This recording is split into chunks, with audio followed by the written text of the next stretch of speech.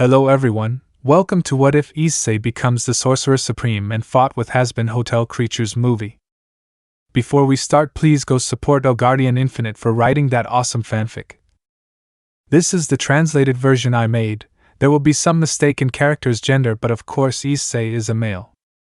Before I was born, the supernatural became present to the world, and it was known that all religions existed: Hindu, Japanese, angels, Egyptian and others, making coexistence somewhat stable, and families could be made between each other, humans and demons, angels and Asgardians, angels and elves, yokai and demons, etc. But that's not important, is it? Prologue. A long time ago, exactly in the year 1897, the existence of the supernatural became known.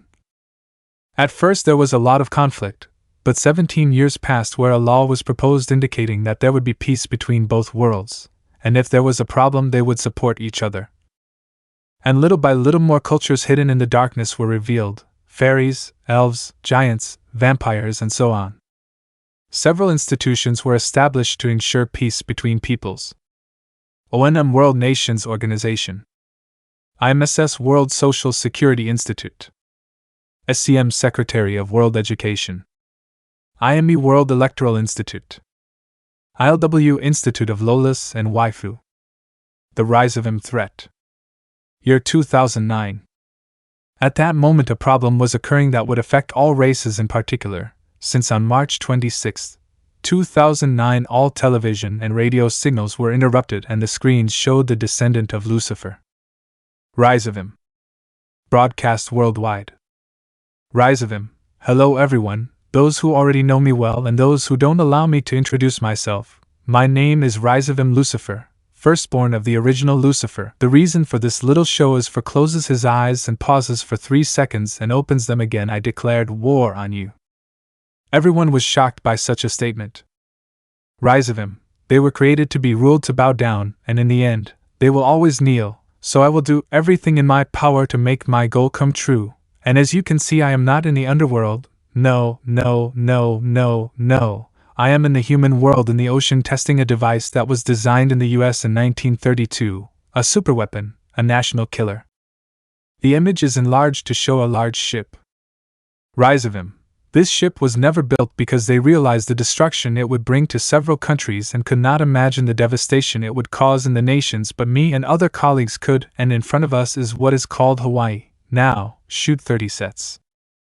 Behind him, several cannon-like shots are heard. In the state of Hawaii, people were running away in fear because cannonballs of considerable size were falling from the sky. Rise of I.M. Now witness this beautiful spectacle. Detonate the artillery. A man with an engineer look, red clothes, glasses. I will use this Eggman since I like this Jim Carrey. Eggman, with pleasure, pulls the lever. A small cannon emerges from a compartment near the large cannon and an orange sphere shoots out. Then the camera focuses on the country of Hawaii.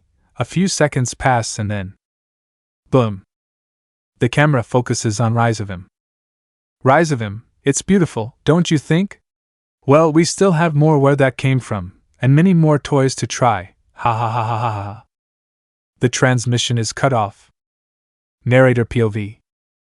After that, a reward was offered to anyone who provided information or knew the whereabouts of Rise of I.M. since he was a worldwide threat. The next day on the news they talked about what happened. The next day. 9:38 a.m. Ford TV News Channel 4. Newscast. Good morning viewers. After what happened yesterday in the country of Hawaii, right now we are connecting with our reporter Garcia, who reports from the White House with the leaders of the factions, and we report now. In the White House. Reporter, good morning, I'm Garcia Panasco. We're reporting from the White House to talk about what happened. It seems like they're going to talk. Let's pay attention. U.S. President, good morning everyone. We are gathered to discuss what happened yesterday, and for that the leaders of the factions came. You can ask questions later now. Mr. Issei will come steps aside. Issei, well, to get straight to the point, the criminal Rise of I.M. is the leader of the Chaos Brigade, a society that is dedicated to trying to conquer the supernatural world, but from what we see, the human world as well. A reporter raises his hand. Issei, yes? Reporter X. Well, my question is if you know how many people died in the attack. Sir Shay. According to what we were told, the approximate number of people affected is 2.2 million. Reporter X2. If that's the case, why haven't they captured him if they know how dangerous that guy can be? Sir Shay. I am not allowed to reveal much, but if I know this, a reward of $7,965,000 will be offered to anyone who has information or knows the whereabouts of Rizavim, or if he is brought to us either alive or dead. After that, the house was given to Rizav without any success. There was another attack in Volnira, in Afghanistan, where Rizav attacked with a new weapon that was built in Abadea Industries, the Jericho missile. Union Love 2011. All nations search even under the rocks for Rizavim, but in Kyoto, there was a meeting of factions, and at the main gate there were 2 guards, a yokai, and an Asgardian. Rosie Haidu, a wolf yokai. Age, 24 years old. The best warrior in Kyoto and bodyguard of Queen Yasaka. The best in handling katana, chakos, shuriken, and expert in medicine. High magic reserves. High class level. Characteristics.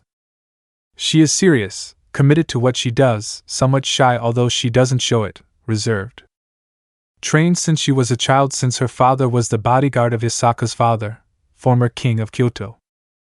She was trained from the age of 5, making her lethal in hand-to-hand and distance combat. She never had a boyfriend because of training, and he didn't attract her attention. Rex Tarami. Age, 23.5 years old. Asgardian and one of Odin's guards. Friend of Thor and Loki. In this story, Loki is good, hard to believe, v. Better at handling sword, bow and arrow, battle axe, shield. Best cook in Asgard. High magic reserves. High class level. He is fun, relaxed, focused, protective. His father trained him as he was the right hand of Odin's father.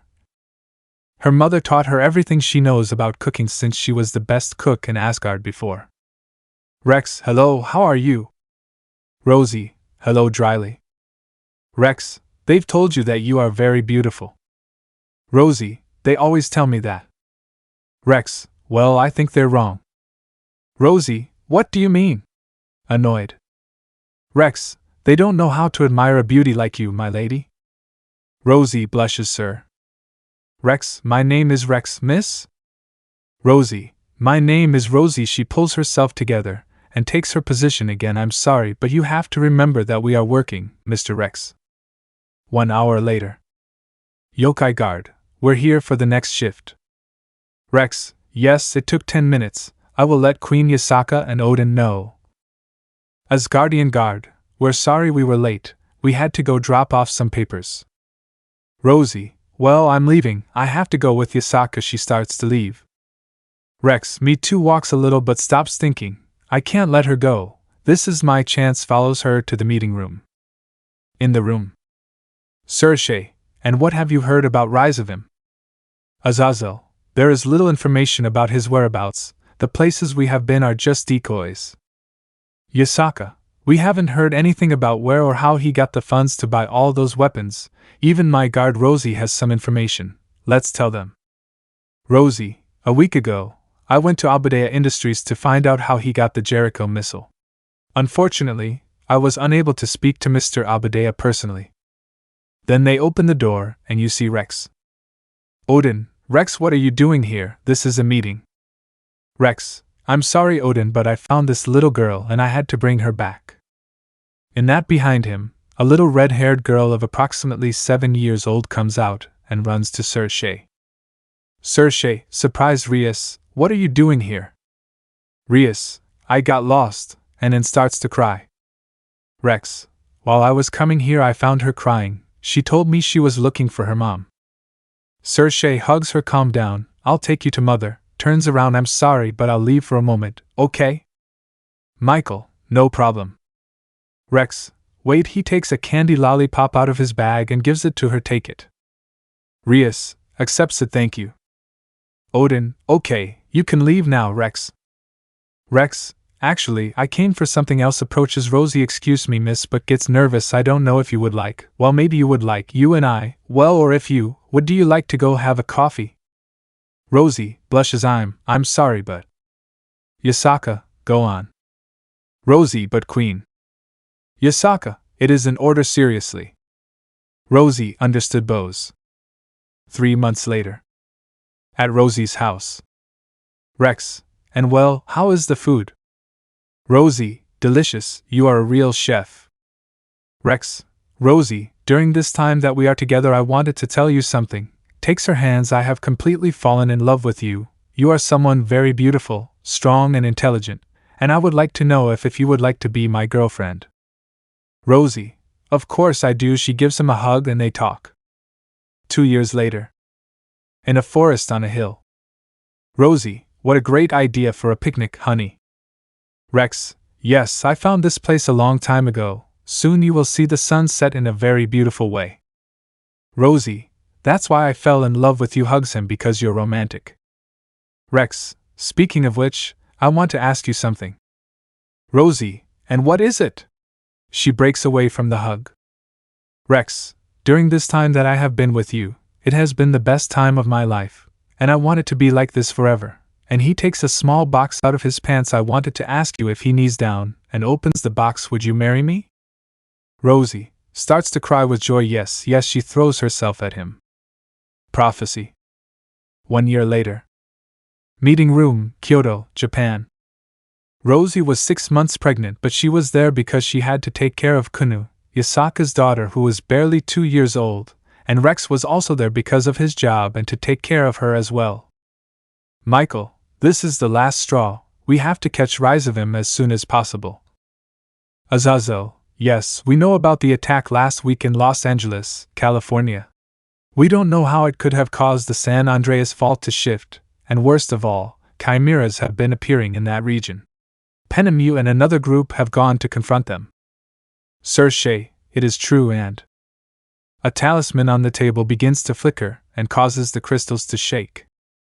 Odin, Yasaka, what's going on? Yasaka, I don't know, that talisman has been inactive since my grandfather last used it. Gabriel, and that was it? Holds onto the wall. Yasaka, 600 years ago. The talisman is removed from its place and begins to levitate as the eyes light up.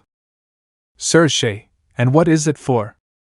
Yasaka, according to what my father told me, the bearer who had it could see something of the future and increase his knowledge, but nobody used it, since it absorbed too much energy from the bearer to the point that it killed him. The talisman is placed in the middle of everyone present, its eyes become multicolored and it lights up the whole place as if it were a disco ball. After it becomes motionless, it begins to speak. Imagine it the size of 2m×3m. Talisman, deep voice. An innocent soul. A sincere heart. The little one, one of the four. His purity, his virtue. From the best warrior of Asgard. And from the best warrior of Kyoto. The savior of the universe will be born.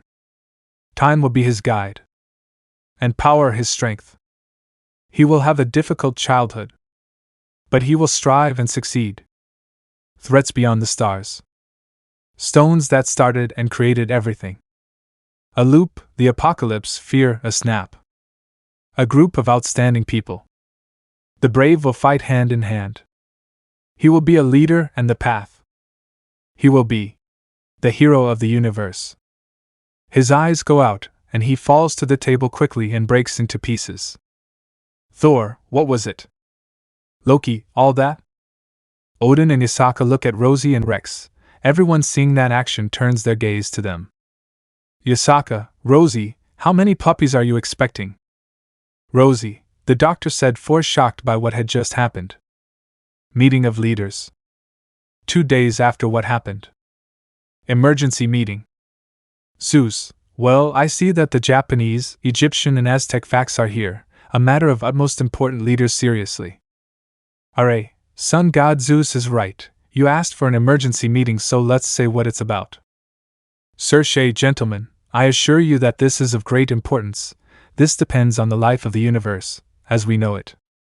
Everyone gets serious. Anubis, what is it about?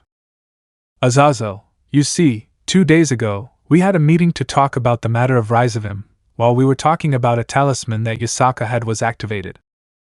Izanagi, and what does that have to do with it?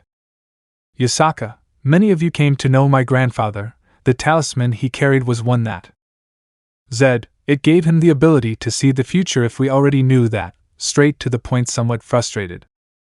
Yasaka, well, you can see she activated a magic circle that shows what happened and what the talisman said. Everyone saw what the talisman said and was shocked. Hades, well, assuming that's true, who are the best people who said that thing? Rex and Rosie enter. Rex, it's us. Shinigami, I detect 4 more heartbeats inside her, she's pregnant. Zuz, but where is the talisman? Michael, fell to the ground and shattered. Big Red in his human form stood thinking. Tlaloc, what do you think, Red? GR, I think we should train children when they are born. If that prophecy is true, we should train them and prepare them for what is coming. Rosie, not for a moment, and their happiness they must. GR, they must remain under our custody. If the threat is as estimated, we must prepare them. Hits the table. Their happiness is not my problem, and even less so when it is a threat at a universal level. Izanagi, calm down, Red, you're scaring her. GR sees Rosie and sees her terrified hugging her husband. GR, I'm sorry, sits back down. Shinigami, we must think things through. It is true that children must have a childhood, so I propose something. When the children turn 7, they will be trained. What do you think? It is a good age, and I will be able to enjoy their childhood. Rex looks at his wife and she nods. Leaders think the same and agree. Cersei, very well, since we have agreed, it will be so. When the children are 7 years old, they will be trained, although they will be cared for by the same mother and father. It is decided, and with everything arranged, the meeting ends. Everyone starts to leave, but they don't notice a presence, a silhouette with a yellow tunic that left in a kind of hoop. The straw that broke the cup. A few months later, in a human hospital, in the delivery room, Rosie was resting as she had given birth to 4 cute babies. 3 were in human form and 1 was a yokai. Rex, they are beautiful. Rosie, yes, seeing the babies sleeping, will we be great parents? Rex, we will be the best, gives him a gentle hug. Have you already thought of the names? Rosie, yes, she to a human girl. What do you think of Violet? Rex, great. Rosie, this male is the 2nd oldest. What do you think? Rex, Brandon, in honor of my father. Rosie, very well, the 3rd is a male just like that, the Issei, in honor of my grandfather. Rex, and the last one? Rosie, Johnny. Rex, we will be the best family. After that, 2 years passed. During that time, it was discovered that Violet Hayadu, the eldest, was the Empress of Chaos, since she carried the Queen of Chaos Tiamat inside her. Brandon Hayadu, the 2nd eldest, was the bearer of the Red Emperor Drake. Issei Hayadu unfortunately did not have any magical abilities. You could say that he was a human, since he did not even have yokai traits. Hani Hayadu had somewhat high magical reserves, and has an affinity with fire and air, and could voluntarily or involuntarily turn into a wolf. 6 years later. Present. We found ourselves in the Hayadu house, in the living room to be exact. There was Mr. Rex, Rosie, and the children at the table eating, and talking happily except for one, and that was little Issei. While the children and parents were eating, Issei stared at the 4th wall. POV Issei. Nice to meet you, my name Issei Hayadu.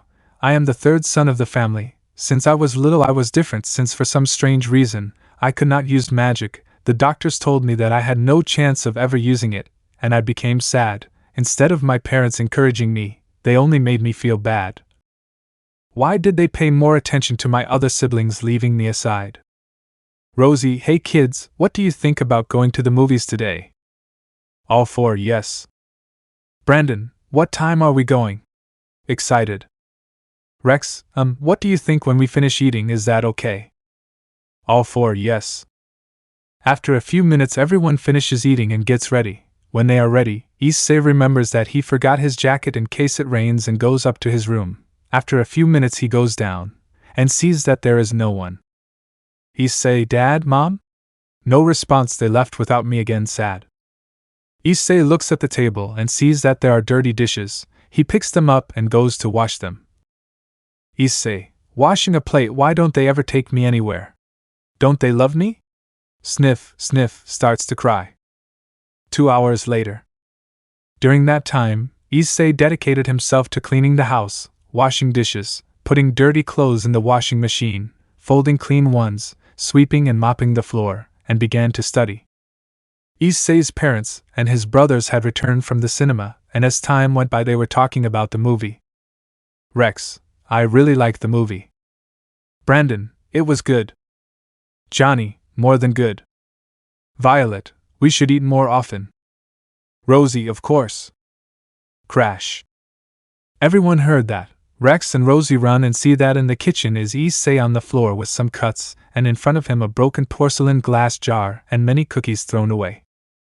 Issei, Mommy, he said it somewhat in pain. Rosie saw the bottle and sees that it is the one that Rex gave her on their anniversary. Rex, champion, are you okay?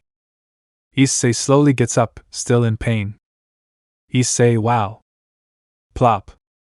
Rosie had slapped Issei. She reacts and sees what she did. She sees Issei and sees him with a scared face. With tears in her eyes, she wants to get closer but he backs away. He runs to her room. She and her husband follow him. They try to enter but he is locked.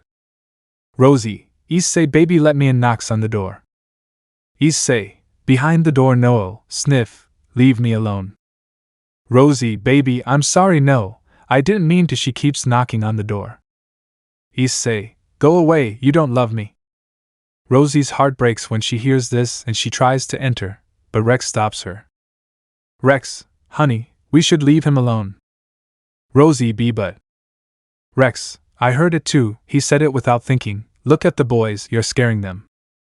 Rosie sees the other children and they see her somewhat shy and behind her father. Rosie, I'm sorry kids, go to your room, it's late. They do what we ask while the two adults go about their business. Rex puts an anti-noise seal on it and... Rex, how did you hit Isay? Annoyed. Rosie, I'm sorry, I didn't mean to. Rex, it wasn't your intention, he was hurt and instead of helping him you hit him. Rosie, I did it without thinking, it's because he broke the bottle that you gave me. YY starts to cry loudly. Rex calms down and hugs his wife. Rex, I know you didn't mean to, but you saw his face, he... Rosie, he was scared of me, sniff, what he said hurt me, I love him, sniff, is one of my puppies, how can he say that I don't love him?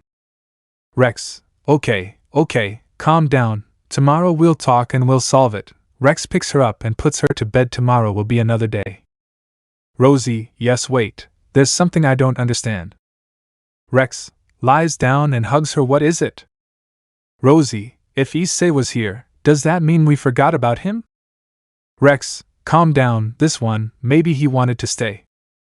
Rosie, I don't think so, he was the most excited of his brothers, I think we left it. Rex, let me see the photo we took when we left the cinema. He checks his cell phone and sees the photo. It can't be, if we left. He hands the phone to her. Rosie sees the photo and sees everyone happy. But Issei is missing. It's true, she comes up with something, but tomorrow we can reward him. Rex, how? Rosie, we'll take him to the water park that opened a month ago. Rex, and the others? Rosie, we can send him with Yasaka, you can go play with canoe. Rex, you're right, just imagine, tomorrow at breakfast we'll tell him and he'll be very happy, the three of us together having fun. Rosie snuggles up to Rex's chest. Yes, rest, love. Rex, rest. They both kiss each other. Goodbye and new friends. In Issei's room. Issei, that's it, finishing bandaging where he had the glass on his left arm before. Issei lays down and starts thinking. Issei, I don't like this life anymore. Flashback. Thor and Loki. Happy birthday, Issei, showing some gift boxes. Issei, thank you, hugs them. Thor, and your parents? Issei, they went on a trip with my brothers to celebrate their birthday, he said it somewhat sadly. Loki, I can't believe they left you alone in your house indignant. Issei, yes, but when I grow up I will go on a trip to wander around the world happy. Thor, yes, but you could go on a trip now. At your age I would go to the human world. Loki, but when you came back, father punished you. Thor, glorious times. Issei, ha ha ha. End of flashback.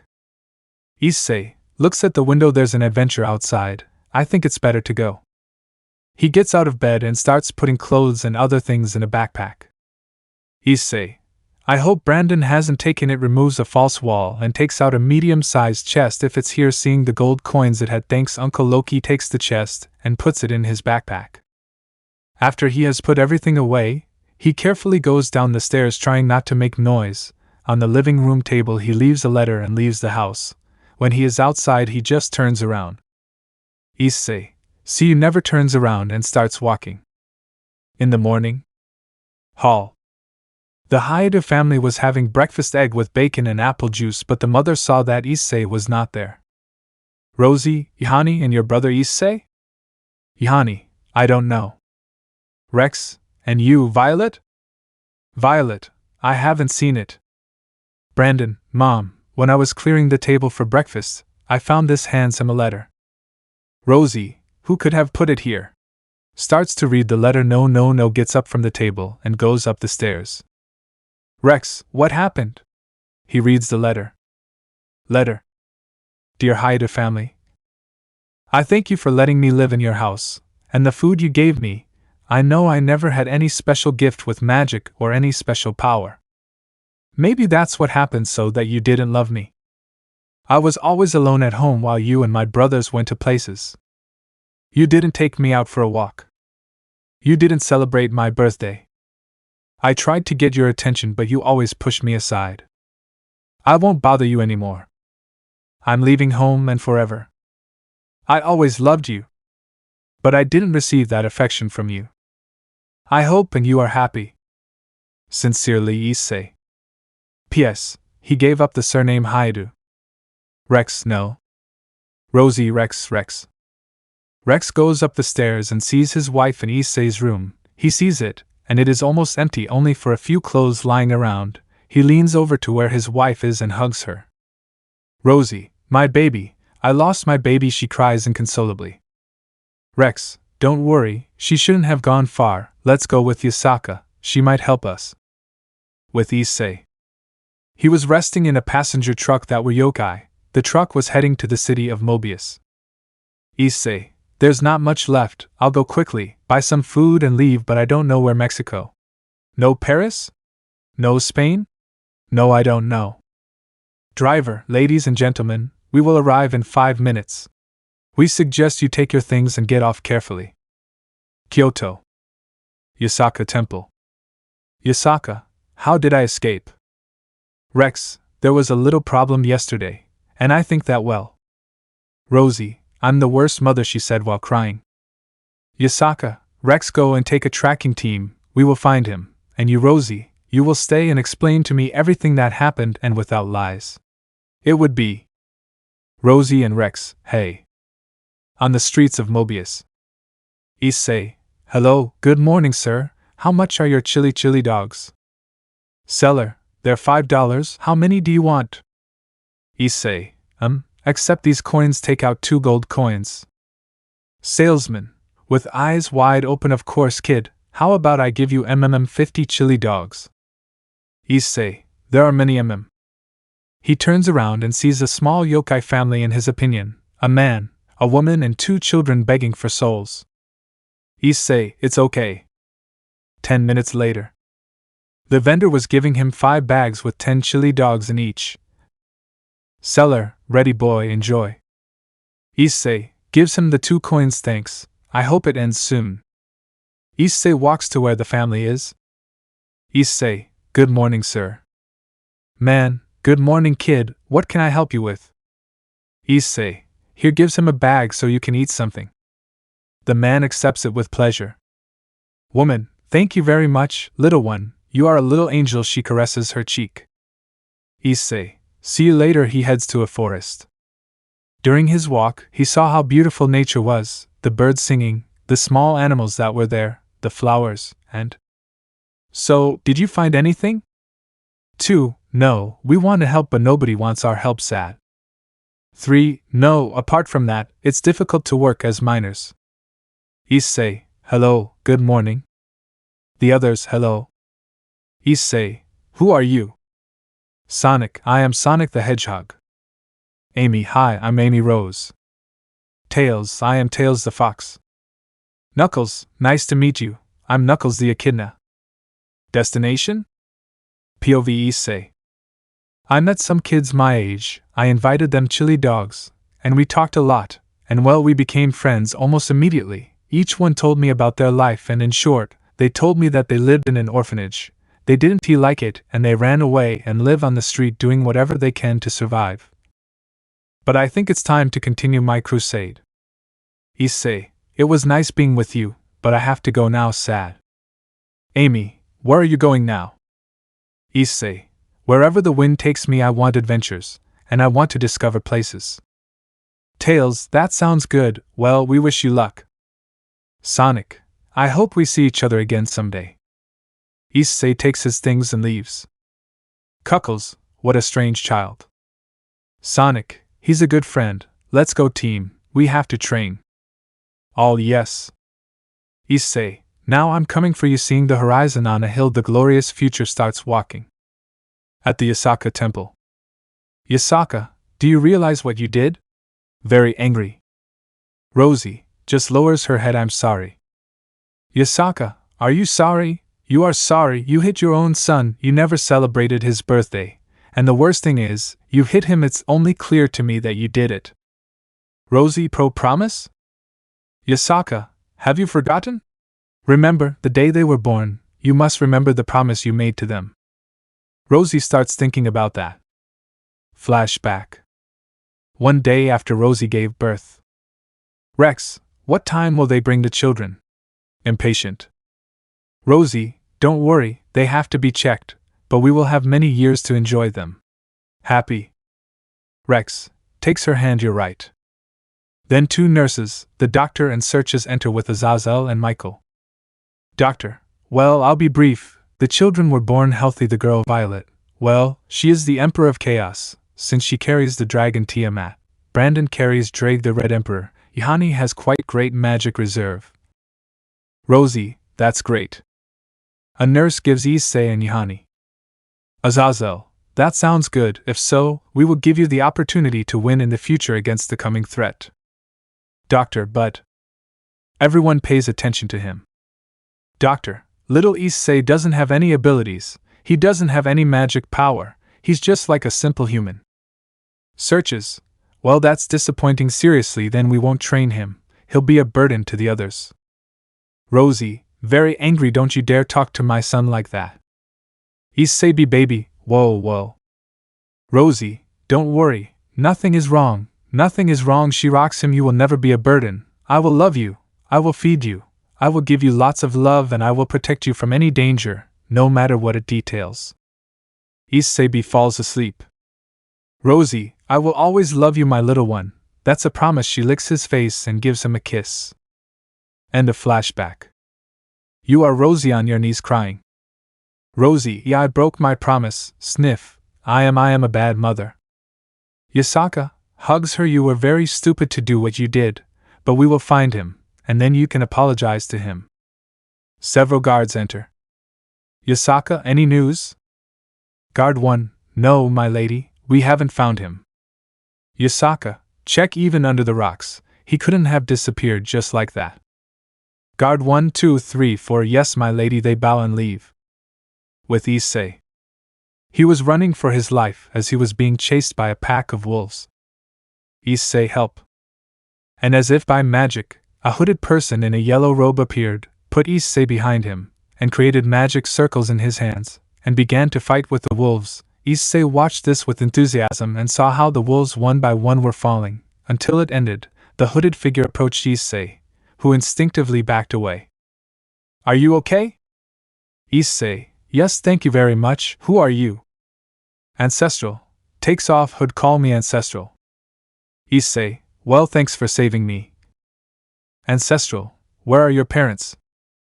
Issei, lying, I don't have parents, feigned sadness. Ancestral just stared at him, until he spoke.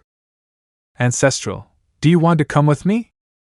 Issei, okay, suspicious tone. Ancestral, I won't hurt you, come follow me, makes a circle with his hand, and creates a portal. Issei, wow, how did she do that? With stars in his eyes, are you a sorceress? Ancestral, not just anyone, I am the Supreme Sorceress. Issei, that's great, even though I'll never be able to do it, sad. Ancestral, and why not? Issei, I have no magic power. Ancestral, that doesn't define who you are. Issei, you can be whatever you want, you just need a mentor. I'm sure you'll do great things, that's your destiny. Issei, destiny? And what do I do to achieve it?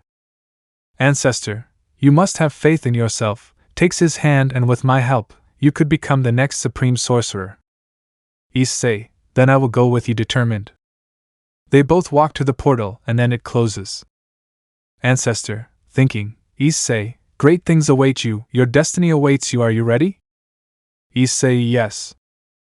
The necklace of sepholes. 3 years later. Narrator POV. After Issei arrived at the temple, he learned several things, such as creating shields, whips, and some other spells, and he coupled it throughout his training. It was difficult, but not impossible. Present. Issei, 10 years old. Wong, ready Issei, for today you finish your training, go rest. Issei, breathes heavily, okay, leaves. Ancestral, Issei, how did it go? Issei, okay, although Wong went a bit overboard rubbing his shoulder. Ancestral, Wong is my best student, so he must be strict. Issei, but not that much. Ancestral, follow me. They both walk to the meditation room. Ancestral, take a seat, Issei. Issei sits on a carpet. Ancestral, gives him a cup of tea. Issei, thanks, but what's happening? Ancestral, what are you talking about? Issei, you only bring me here when it comes to something serious, what's going on? Ancestral, always so perceptive, I think you are ready to know some things that I haven't told you. Issei, what about?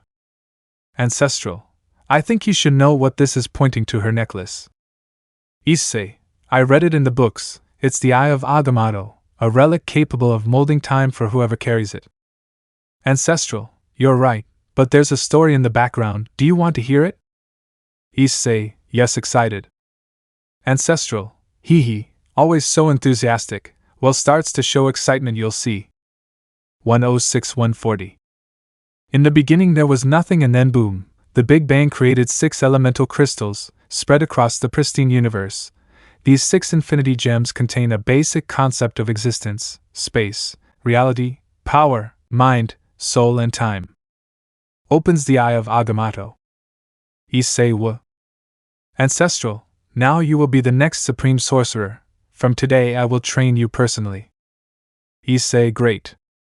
Ancestral, for now go to your room and rest. Issei leaves the room, but as he walks, he stops when he sees a specific room. Issei, what could be inside? Student, hello Issei, how are you? Issei, good. Student, again looking at the door, they say that there is another ancient relic there, that only an ancestor can take it. Issei, I've always been curious to go in there and see it, it's like something is calling me. Student, well, I think what you need is a shower because you stink. Issei, hey, that's an insult to me. Student, okay, I'll leave you, bye, he leaves. Issei, goodbye, starts to walk, but... Come, whisper. Issei, what? Confused. Come, follow my voice. Issei walks to the door and opens it, where there was only a necklace.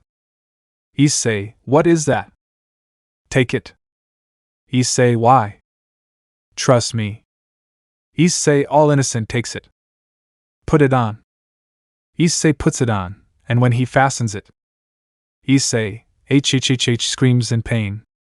The cry was heard throughout the temple, which Wong, the ancestor, and some students went to see. Wong, it can't be. Ancestral, but how? Confused. Student, we must do something, runs towards Issei, but a purple shield throws him at the others. Student 2, what do we do? Issei's veins began to stand out, and took on a deep purple color, and his skin seemed to be burning. Try to breathe deeply, and close your eyes. Issei with pain does as requested. Issei, it hurts. Channel the power, try to make it yours, try to harmonize this energy with your body. Issei slowly begins to concentrate, and in a moment he stopped feeling the pain, he opened his eyes, and he was no longer in the temple, yes, or in another place. Issei, where am I? Did I die? Not exactly. Issei turns around and sees. Sunny Sito, nice to meet you, my name is Sunny. Sunny, send me a picture. Please. Issei, I'm glad to meet you. Issei, where are we? Sunny, we are where in your world it is known as the Garden of Eden. I want to talk to you. Issei, and what?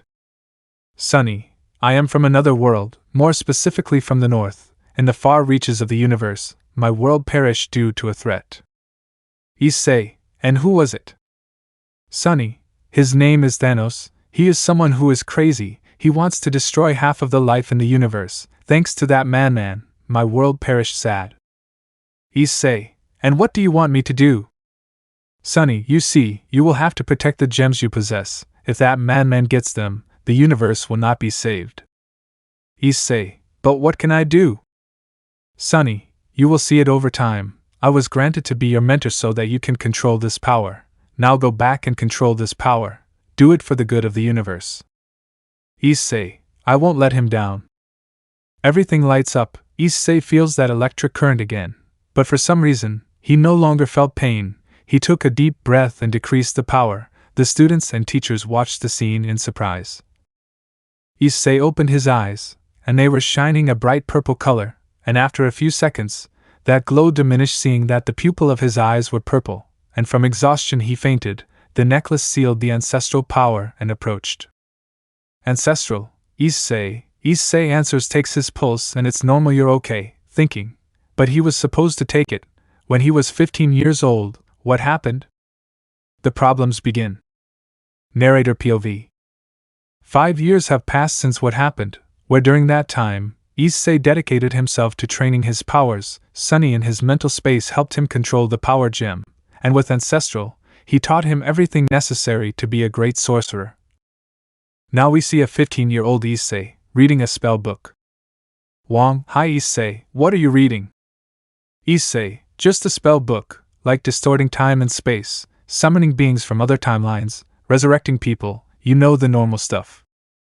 Wong, Ancestor requests your presence. Issei, I'll go right away. 2 minutes later. Issei, did you talk to me? Ancestral, yes, I want to talk to you, please sit down. Issei takes a seat. Ancestral, sighs, you have to know something. Issei. Issei, what's wrong? Ancestral, my time is running out.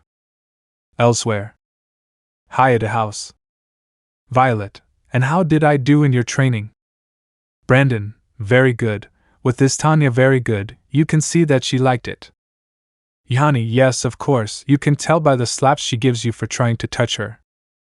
Brandon, he's dying for me. That's when Rosie comes out of the kitchen. Rosie, hello kids, depressed tone, I'm going to my room, leaves. Violet, poor mom, she's sad all the time. Brandon, this is all because of that stupid Issei. Yanni, you don't blame him, it's true, he left the house, but he must have had reasons.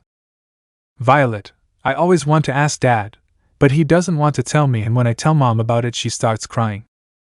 Yanni, I don't know about you, but I don't know if you noticed that in most of the family photos he doesn't appear much. Brandon, we have to know what happened to Issei for him to do that. I don't like seeing Mom sad. Back with Issei. Issei, you can't do this to me. Ancestral, this is what must happen. Issei, he takes off the necklace and gives it to him. Now you will be the new Supreme Sorcerer. Issei, but why, you can't die. Ancestral, I know you're sad, but you shouldn't be like that. I assure you that you will have company, believe me, I know it. Issei, Takes the necklace then, sighs, I accept to be the new Supreme Sorcerer. I will not fail you. Ancestral. I know you will, Issei, hee. There is also something else I have to tell you. Issei, what thing? Ancestral. Within a week, there will be a meeting with the leaders of the factions. We have been summoned to solve a problem. It must have a connection with the attack a month ago. Issei, are you talking about Calcirius? Ancestral. Yes, he has been stealing some items from most facts, and I have my suspicions, so tomorrow you will go. Wong already has your things prepared, so tomorrow you will go. Issei, okay, anything else? Sad. Ancestral.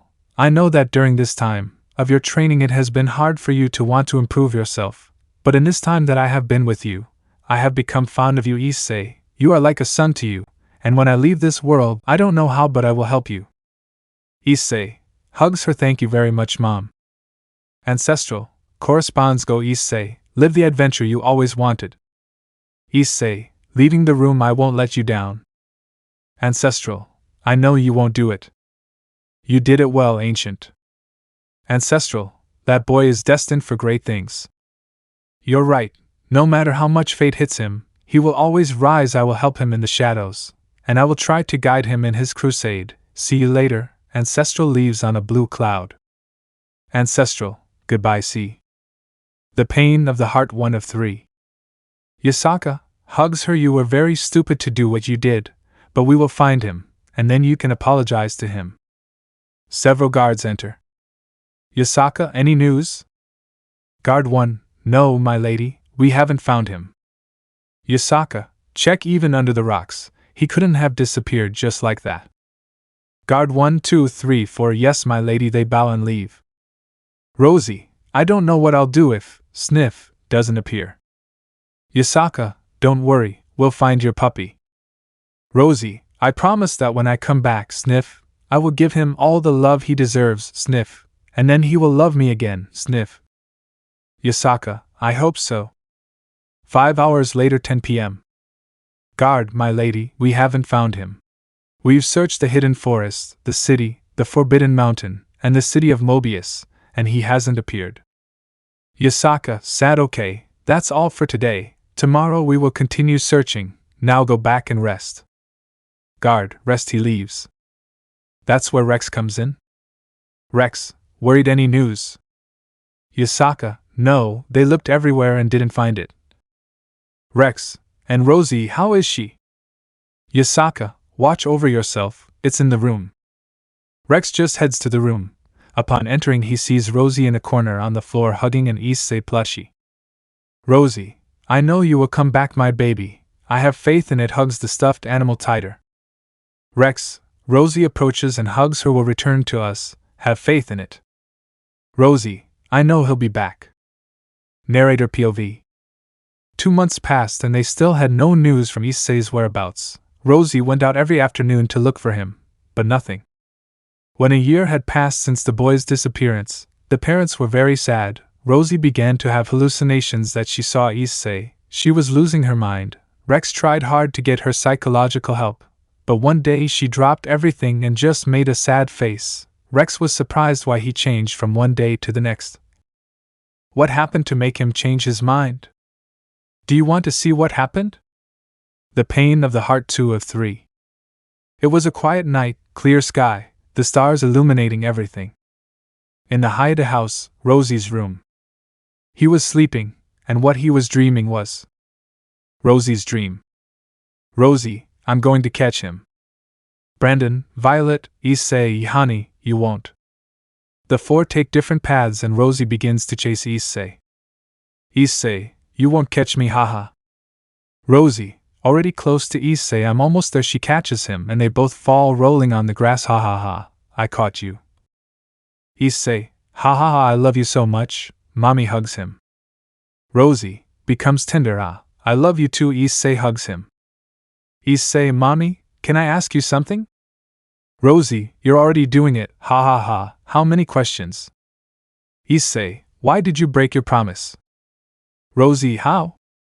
Issei points behind her mother and she turns around. She is surprised since she was now in the hospital the day the children were born. Rosie, don't worry, nothing is wrong, nothing is wrong. She rocks him. You will never be a burden. I will love you, I will feed you, I will give you lots of love, and I will protect you from any danger, no matter what it details. Issei falls asleep. Rosie, I will always love you, my little one. That's a promise. She licks his face and gives him a kiss. Rosie sees that and sheds a couple of tears, turns around and sees Issei. Issei, why did you break your promise, Mom? Rosie, baby, it's not true. Issei, was I just a mistake? Rosie, no, not like that. Issei, CL. Issei, did you guys plan on me? Rosie, Issei, but what things did you say? Issei, should I never have been born? Rosie, don't say that. Issei, you're my little puppy. I love you, please. Issei starts to carry and runs out of that place. She follows him, and her surroundings begin to change. Now they were in the Hayate house. Issei entered his room and closed it. Rosie, Issei, darling, opens the door. Let me explain. Who are you? Gets into combat stance. Sunny Sito, my name is Sunny. Rosie, where's Issei? Sunny, now you care? Sarcastically. Rosie, I've always cared. Sunny, that's not true. Rosie, where is my son? Sunny, you're pathetic. Rosie. Sunny, you are a hypocrite. You said you loved him, but when he was with you he didn't receive any affection or love from you. He always tried to get your attention, but you didn't pay attention to him. He felt he wanted you to show him affection and you didn't. Rosie, I am very sorry. I want him to be with me to make up for what I did. I want to be a better mother. Sunny, how hypocritical of you. He always wanted to get your attention. You feel like he made every effort to get you to give him at least a damn hug. But what he got was nothing from you. You didn't give him affection. You didn't give him the love that every child deserves. Rosie knelt down. Rosie, I beg you, tell me where he is. She said this through tears. Sunny, I'll give you a chance. If you answer well, I'll tell you where Issei is, understood? Rosie just nods. Sunny, tell me your favorite food? Your favorite color? What sport do you like? How are you doing in school? Or do you have any friends? At that moment Rosie wanted to respond, but she realized something. She knew nothing about her son. She had not the slightest idea of what he liked, and then several memories came to her. Flashback 1. Rosie, well, Violet, how much is 2 plus 2? Violet, 4. Rosie, plus 2? Violet, 6. Rosie, plus 2? Violet, 8. Rosie, plus 8? Violet, 16. Rosie, that's it, very well, daughter.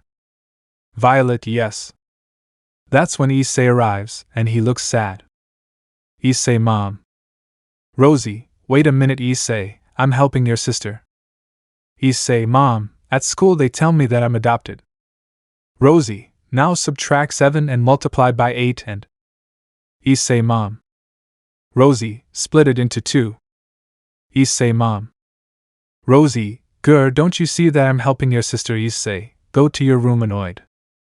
Issei, without anything else to say, just runs to his room shedding tears.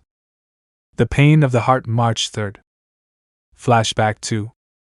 In the room of the 3 brothers of Issei. Rosie. Guardian angel. My sweet company. Do not abandon me. Night or day. Don't leave me alone. I know that you are my guide in everything. Without you I am small. And I would get lost. The children are already asleep. She leaves the room silently. When she leaves, she is surprised to see Issei awake and in pajamas. Rosie, Issei, what are you doing here? Issei, I came so you could take me to my room, and if you could sing me a song and give me a goodnight kiss, extending his arms for me to carry him. Rosie, hey Issei, it's very late and I'm tired. Go to your room and sleep better. Walks to the side without even giving him a hug. Issei stands there for a few minutes, then takes his stuffed animal and goes to the room. End of flashback. Sunny, you're not going to answer me? Bored tone. Flashback 3. In a park at a time of day, with a clear sky and a bright sun, the 4 children were playing on their bicycles, but due to a small accident, Issei lost his balance and fell to the ground, and when he was ahead, he accidentally fell over his brother Johnny as well. Rosie approaches Johnny. Rosie, Johnny, are you okay? Worried. Johnny, yes, I am, Mom. Nothing happened to me. I have my team. Rosie sighs in relief and turns her gaze to Issei. Rosie, be more careful, Issei. Your brother could have almost gotten hurt upset. Issei, Mom, my leg hurts holding back the pain. Rosie sees that it is a rather large scratch, since Issei did not have his safety equipment. Rosie, it's just a scratch, don't exaggerate, get up. End of flashback.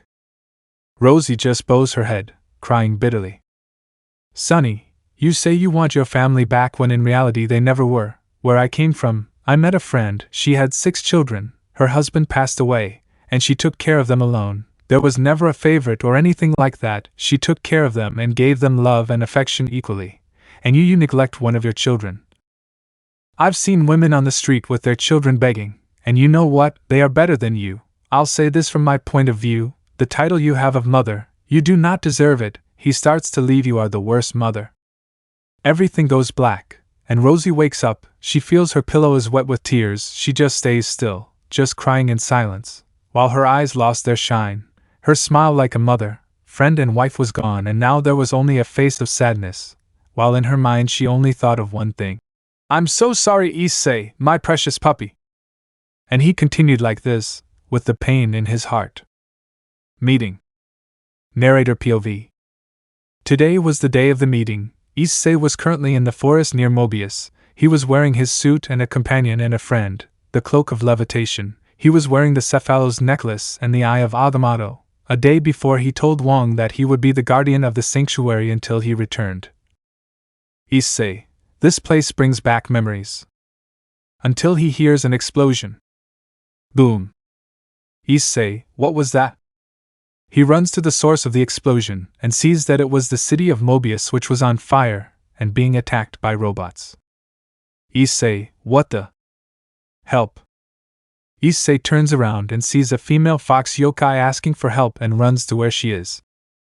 Issei, what's happening? Yokai, my children were left inside, please save them, pleading. Issei makes a gesture. I summon the ice armor of the cold lagoon. When Issei said that, his body was covered by a thick layer of ice that gradually formed an armor, and the levitation cloak was equally wrapped. Without further ado he ran inside, slamming the door. Issei, where are they? 1. Help. 2. Mom. 3. Wow. Issei heard the screams and went to what would be the children's bedroom, and he sees a boy, a girl, and sees that the girl had a baby wrapped in a sheet in her arms, until he sees that the house begins to collapse. Issei runs to the children and hugs them, and before he charges the house cocoon of darkness. Outside the house, a jaguar yokai was stopping the fox yokai from entering the burning house. Yokai J, still you can't enter. Stella, my children are there. Kaboom. The house exploded and collapsed. Stella, no. Above the house you see a dark sphere, heading to a safe place. Little by little the sphere disappears and you see Issei with the baby in his arms and the children on his back. Stella, children.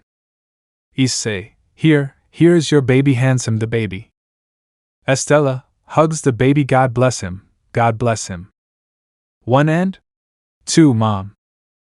Stella, my children, she extends her arms and the children hug her.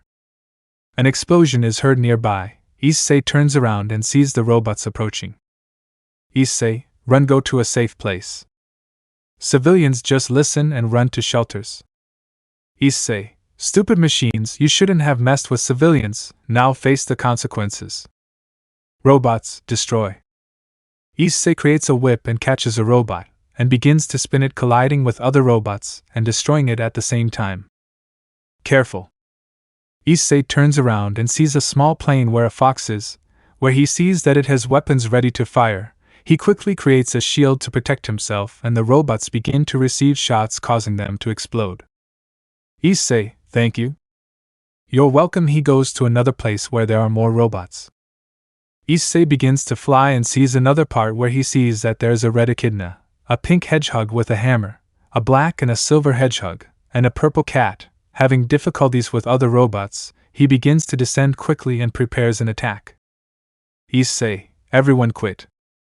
The yokai turn and see him. They quickly understand the message and jump. Issei, the necklace shines and his left fist emits a purple light. Full power. Issei hits the ground hard, causing purple rays to disperse, and when they touch the robots they suddenly explode. He turns around and sees the tired team. Thank you, said the silver hedgehog. Issei, you're welcome. Damn blue rat. Face it, Mr. Eggman, you can never win. Eggman confidence, with which fools replace intelligence. He presses a button and a missile comes out. Sonic dodges it, but the missile hits a house, blowing it into 1,000 pieces. Enough, Eggman, we defeated you. Eggman, too bad, Sonic's team beat me, pretending sadness. If only I had a plan B. Oh no, wait, I do have it. Presses a button and a bomb comes out. If the price is not on the button in less than 10 seconds, it will detonate, exterminating the population. And you, Sonic, can't do anything, so give up and I won't do it. Confident smile. But Eggman didn't have a magic portal that would appear below the bomb, and a whip would cut what was holding it and close the portal. Eggman, what? Presses the button and nothing happens. What the heck? What's wrong with this thing? Sonic, too bad you're. I didn't finish saying anything when Issei jumped onto Eggman's ship. Issei, you tried to kill innocent people, and you don't care? Eggman, they're just insects. Why would a human help these pests? Huh? Issei, why is this the right thing to do? Says get on the ground, and you creates a whip and rolls up Eggman's ship. You are nobody to do this. 016-023. Eggman, ah. Issei, grr, ah. From the whip, and Eggman shoots out at an impressive speed. Issei, it's all over. Relieved. Sonic, hey, thanks. Issei turns around and sees him, and is surprised. Issei, Sonic? Sonic, Issei? Surprised. Meeting interrupted. Sonic, Issei? Surprised. Issei, hee hee, how are you? His cell phone rings and he sees his alarm. Alarm, leaders meeting. Issei, damn, he throws a paper at Sonic, makes a magic circle and leaves. Shadow, Faker, who was that? Sonic, a friend. Lucifer's castle. Meeting room. Azazel, searches, how much longer must we wait? Bored. Searches, he was supposed to have arrived. Michael, we should wait a few more minutes. Odin, that is unacceptable, I should. A magic circle appears, everyone gets into a defense pose, and Issei comes out. Issei, good afternoon, sorry for the delay. Zeus, excuse me, is this you? Issei, I am the Supreme Sorcerer, nice to meet you. Searches, wasn't she a woman? Issei, for reasons beyond my control, the responsibility of the Supreme Sorcerer now falls upon me. But then he feels a gaze on him, he looks and sees that Rex, his father, is watching him, and he just says, Issei, can I help you with something? Referring to Rex. Rex, may I know your name? Issei, thinking, I know what you're planning. My name is Stephen Strange. Rex, I'm sorry, I thought it was someone else. Sad. Issei, don't worry, but now tell me, why was I called? Azazel, it's true. Well, you see. Michael, we have been constantly attacked by an organization unknown to us. A few days ago the Egyptian faction was attacked. Issei, do you have any pictures of the leader or something? Anubis, of course I do. Shows him a hologram. Issei, Kilus, seriously. Searches, do you know him? Issei, he was a former student of my teacher, but he was very unstable, apart from being a power hungry, but there is something strange about him. Can you give us a closer look? Anubis, yes, does as requested. Issei, that look, it can't be Kilus. What have you done? Odin, what's happening? Issei, he used a forbidden spell. Now he is a servant of Dormammu. Zeus, and who is Dormammu? Issei, he is a being of pure evil who is dedicated to destroying planets throughout the galaxy. He must be so desperate for power that he resorted to it. Analyzing the situation. Searches, what do you think we should do to combat it? Issei, You guys nothing. Azazel, what does it mean? Annoyed. Issei, they don't have the ability to fight him, much less now that he has part of Dormammu's energy it is necessary. Boom. The wall is destroyed and he comes out. The leaders, Cat ask? Surprised. Cataria, hello false leaders, I have come for what belongs to me. Seraphil, all you have is a room in jail. Cataria, I see that. She is interrupted by Issei, who created an energy sphere and threw it at her, making her and some of her magicians retreat. Cataria, cough cough, look who's here, the Supreme Sorcerer, I didn't know you would come. Issei, same here, making his way through those present, why don't you just leave? And let this go. Cataria, I'm sorry but I have a mission, but I have an acquaintance who would like to see you, smiling maliciously. Issei, so and who? Yo. Coming out of nowhere and hitting Issei, causing him to knock over some tables. Issei, getting up in pain, Kilus. Kilus, himself, you and I have matters to attend to. Issei, of course we will. Issei creates a portal behind him, and with the help of the levitation cloak he flies and pushes him, both falling into the mirror dimension. Issei, let's finish this. Kilus, I agree with that. Everything has a beginning, everything has an end. Don't you see how beautiful a full life is beyond time? You will spend the rest of your life suffering in the worst possible ways. Issei, I know well what it is to suffer. Fear is an incredibly amazing force, I never imagined the benefits of using it. Issei, but at what price? Did you think you could save them? You're just a simple human. Issei, that's right, but my will is not equal to anyone else's. He launches himself to attack him. Ha ha ha, I know very well who you are, sorcerer, but your foolish tricks will not work on me. Release the destruction of the entire world and I will mold it to my will, ha ha ha. Issei, I will bring peace. Tough decisions require strong wills. Issei, never underestimate me. Goodbye, he dies. Issei, no. End this. Issei. Unexpected battle. Kilus, I agree with that. At that moment Issei and Kilus threw themselves at each other and began to fight with their fists. Neither of them backed down. Suddenly Issei became distracted. Kilus threw a whip at him that wrapped around Issei's leg and he threw him into a wall, destroying item. But Issei, with the help of the cloak of levitation, gets up and throws a whip at him. The whip wraps around Kilus' waist and pulls him hard to throw him towards where he is. Kilus in the air when he is close to Issei takes him by the arms and both fall somewhere else outside the castle. With the others.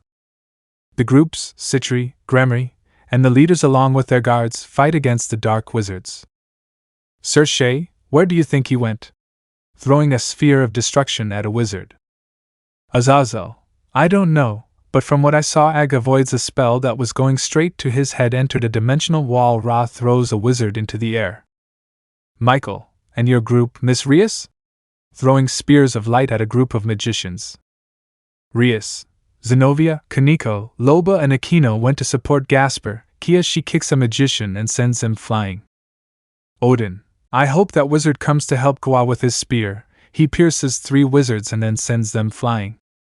Rias, speaking of him, brother, do you think he wants to join my entourage? Throwing a sphere of destruction, killing a group of 6 magicians. Penemu, hey girl, I think you picked the worst time to talk about that, breaking a wizard's neck. Venelana, she's right, she says with a sword she decapitates a magician. Rias, bu but. Sir, we'll discuss that later. Yanni.L, Johnny Wolf, these bastards keep coming. He rips off a wizard's head with his snout, and then spits it out. Rex and Rosie, Johnny somewhat upset. Junie.L, sorry, lowers his ears a little.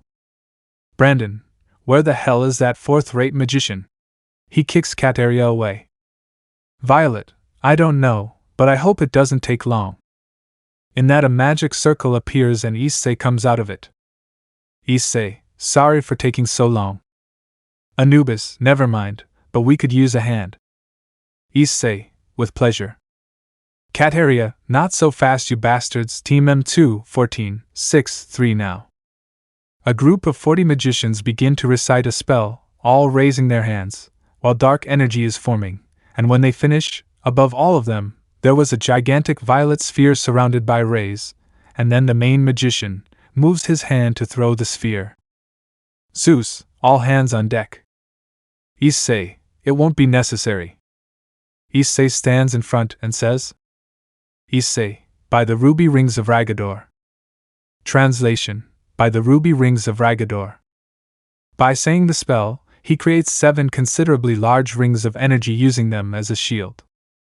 Everyone is surprised. The sphere, when it hits the shield, tries to pierce it, but it can't, and in a matter of seconds, it explodes, creating a huge blizzard that makes the bad guys either fly away or get burned by the detonation. But on the other side of the shield, everyone is fine, without any damage. 5 minutes pass and the smoke along with the wind disappears and the rings are still intact. Cataria, very hurt and weak. This will not stay like this. I will return. Issei passes through the shield as if it were nothing. Issei, but of course you won't. Issei, by the 7 sons of Cenobus. By the 7 sons of Cenobus. Issei's palms generate a discharge of demonic energy, as destructive as if it were the heat of 7 suns. The discharge is fired throughout the battlefield, and all enemies, dark mages including Cataria, disintegrate, leaving a smoke screen. Issei, it's all over. Issei pulls him by the shoulders. Do you have any idea what you just did? Furious. Issei, save everyone here. Calm. Issei, know ahead of this disaster was the city of Lilith you have charted. Issei, you think so? Issei is left confused. Azazel, Issei, look. Issei turns around and the smoke disappears, revealing an energy dome protecting the city. Issei, I'm always one step ahead. Issei releases it. Graphia approaches both. Graphics, we really appreciate your help, Bose. Issei, you're welcome, but he feels several energies. This doesn't end. Michael, what? Issei flies away. Rear part of the castle. Kaneko, I'm not going with you. Kuroka. Kuroka, foo, sorry dear sister, but if you don't want to go peacefully, I will take you by force. Preparing his senjutsu. In that, Issei appears standing in the middle. He turns around and on the right side he sees Kaneko, Kiba fainted, and Gasper behind him in fear. He turns to the left side and sees Kuroka. Issei, am I interrupting something? Kuroka, whoever you are, don't intervene. Issei, I don't think so. Revealing secrets and a journey without return? Kuroka, whoever you are, don't intervene. Issei, I don't think so. Kuroka, so you're that sorcerer they mentioned, huh? Sorry, but you don't seem like much. Issei, many say that but they are wrong.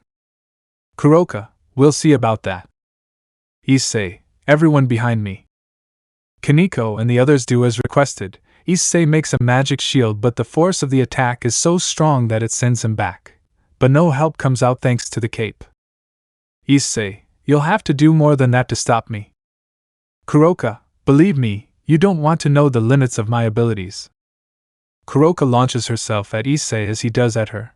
Both begin to exchange blows, which puts Issei in a bind for not having much experience in hand-to-hand combat. He sees that Kuroka is careless and kicks her, sending her a few get back. Kuroka, I must admit you are an amazing person, wizard. Kuroka, but if it's not too much trouble I have to take Kaneko would be. Issei, and I tell you that you will not be able to take her, young lady. Kuroka, that's a shame. Well, let's end this.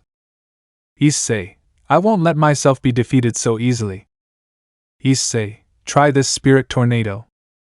The tornado heads towards Kuroka. She tries to do a senjutsu, but the tornado pulls her, taking away some of her power, as well as Mariarla. After a minute and a half, she is thrown with force into a solid stone wall.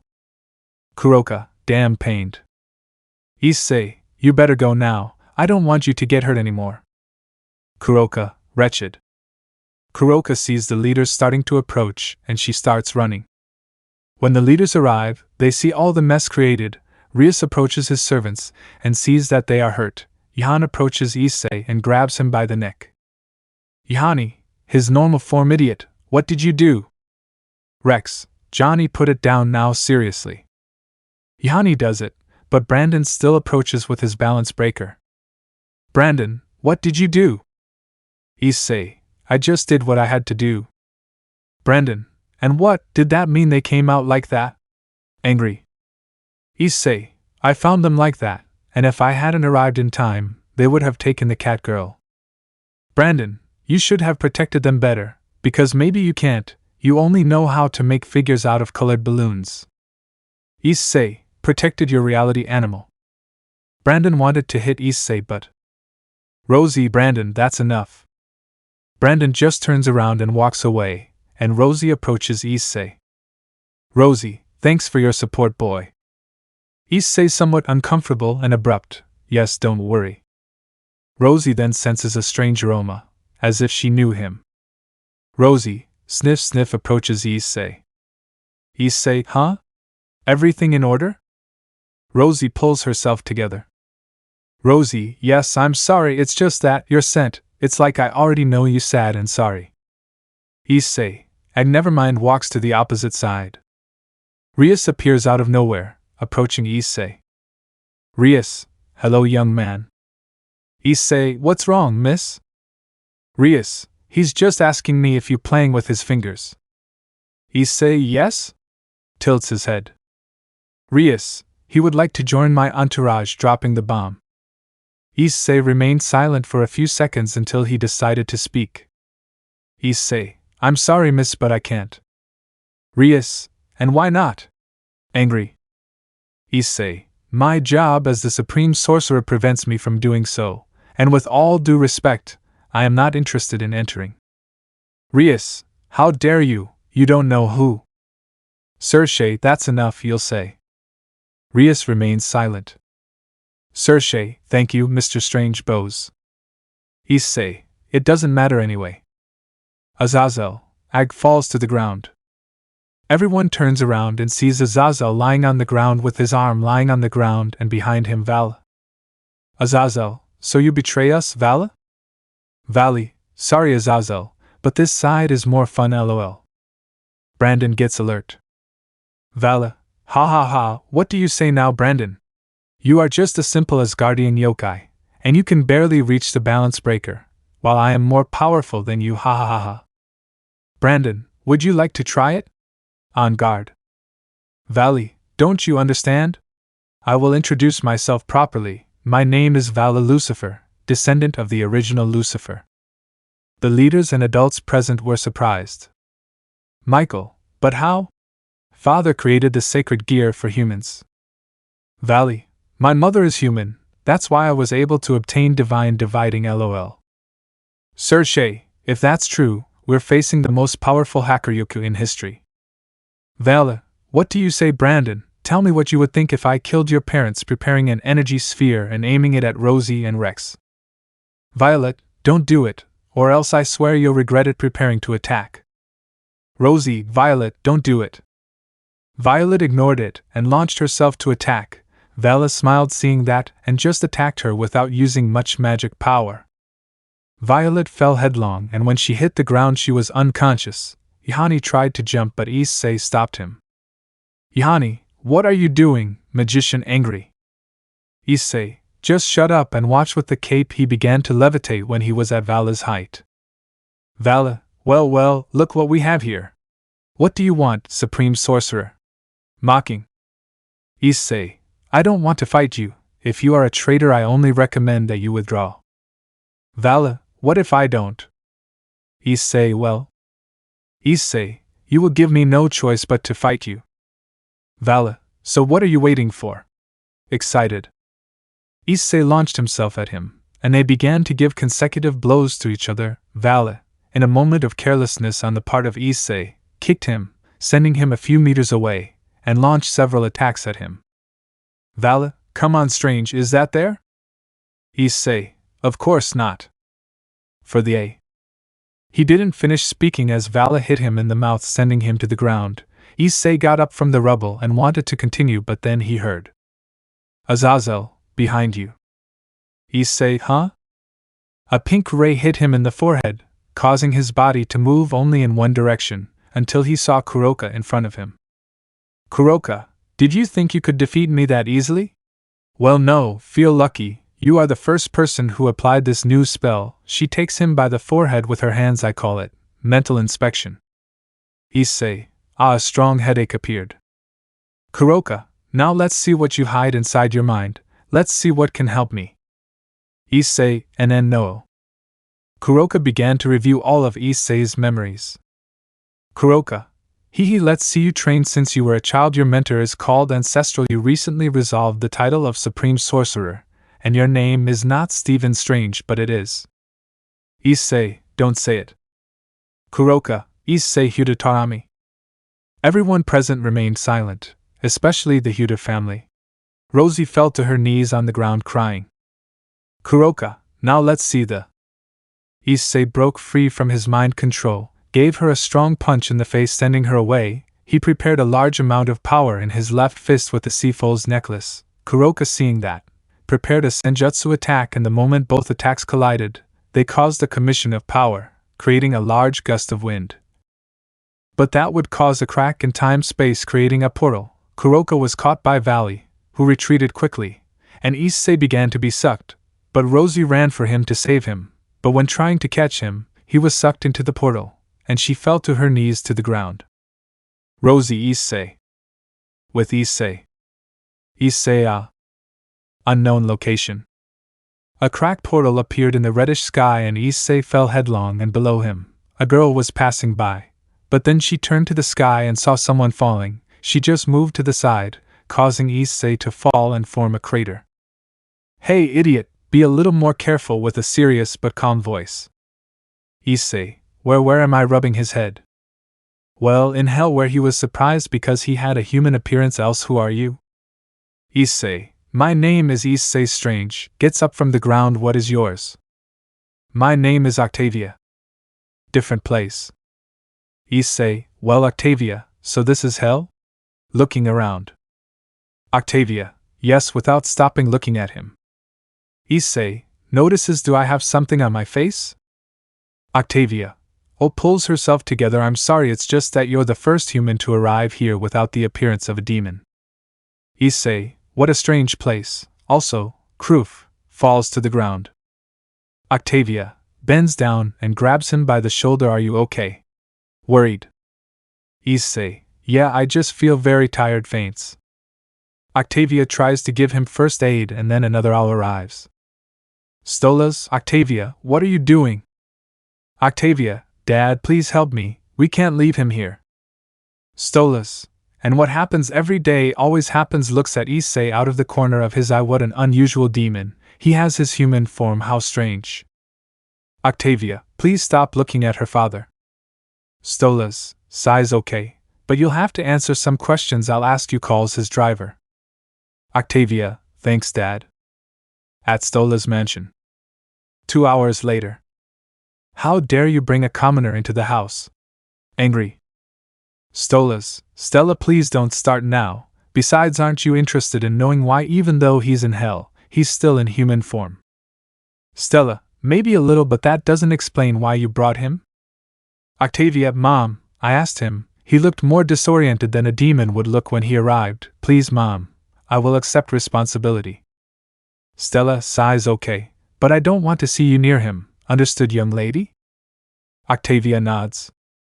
At the end of the conversation, a short demon in a butler's suit approaches the family. Butler, Master, the boy just got up. Stolas, okay, go away. Octavia, can I go with you, Dad? Stolas, no, daughter, let me talk to him for a moment, okay? Octavia nods resignedly. Stolas headed to Issei's room, somewhat thoughtful, and alert in case it was an attempted murder, as always happened. Upon entering, he saw Issei sitting on the edge of the bed checking the place until he turned his gaze to Stolas. Stolas, good thing you woke up, boy. Issei, where am I?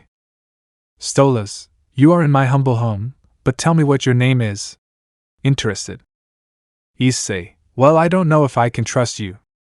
Stolas, well, I brought you to my house and let you use a room. Don't you think that's enough? Issei sighs. Well, my name is Issei. Stands up and bows. I am the Supreme Sorcerer. Stolas, Sorcerer Supreme? Issei, never heard of me? Stolas shakes his head. Issei, how strange. Stolas, tell me where you come from. Issei, I'm from Qua. Stolas, what? Issei, haven't you heard of that place? This is really strange. First, this underworld is very strange, and then you tell me you don't know what's going on. Stolas, I can help you with something if you want. Issei, I'm just thinking, but I think so. You could show me. I don't know, an ancient book or something. Stolas, how is my guild? Issei, I don't know, maybe. Stolas, somewhat distrustful, tells him. Stolas, since I didn't know that when I gave it to you, you stole it from me. Issei, I swear on my title. Stolas, follow me. Issei and Stolas are walking through the palace. Stolas, and tell me something about yourself. Issei, well, I just turned 16. I know a lot about the mystical arts. Stolas, mystical arts. Issei, well, you can also say magic. Stolas, it's very interesting, hee. Issei and Stolas arrive at the room where Stella and Octavia were having breakfast. Both turn around. One looks upset and the other happy. Stella, and what is he doing here? Indignant. Stolas, calm down, Stella. Octavia, please, Mom, goes to Issei. Come sit down. Issei, it won't be much trouble. Octavia, there is no way. Issei takes a seat. Octavia, well, do you have something to say? Something interesting? Issei, it's confusing, but I think I know what's going on, seriously. Octavia, so? And what is it? Issei, I think I'm in another dimension. The whole place goes silent, or not. Stella, ha ha ha ha, hits the table, ha ha ha. That's the most ridiculous thing I've ever heard, ha ha ha. 2 minutes later. Stella, ha ha, sighs, how funny, but seriously, would it be? Where do you come from? Issei, what I say is true, that makes a bit of sense knowing that I'm crawling over a bridge of cosmic distances. Stolas, and for the book. Issei, I read in the book of the Vishanti that in each place of the universe, that is, the planets, there are books that are, so to speak, powerful, or that were given to them by someone of power, and by law of the universe, it must have a magical signature that tells someone in which part of the universe, or in which universe they are.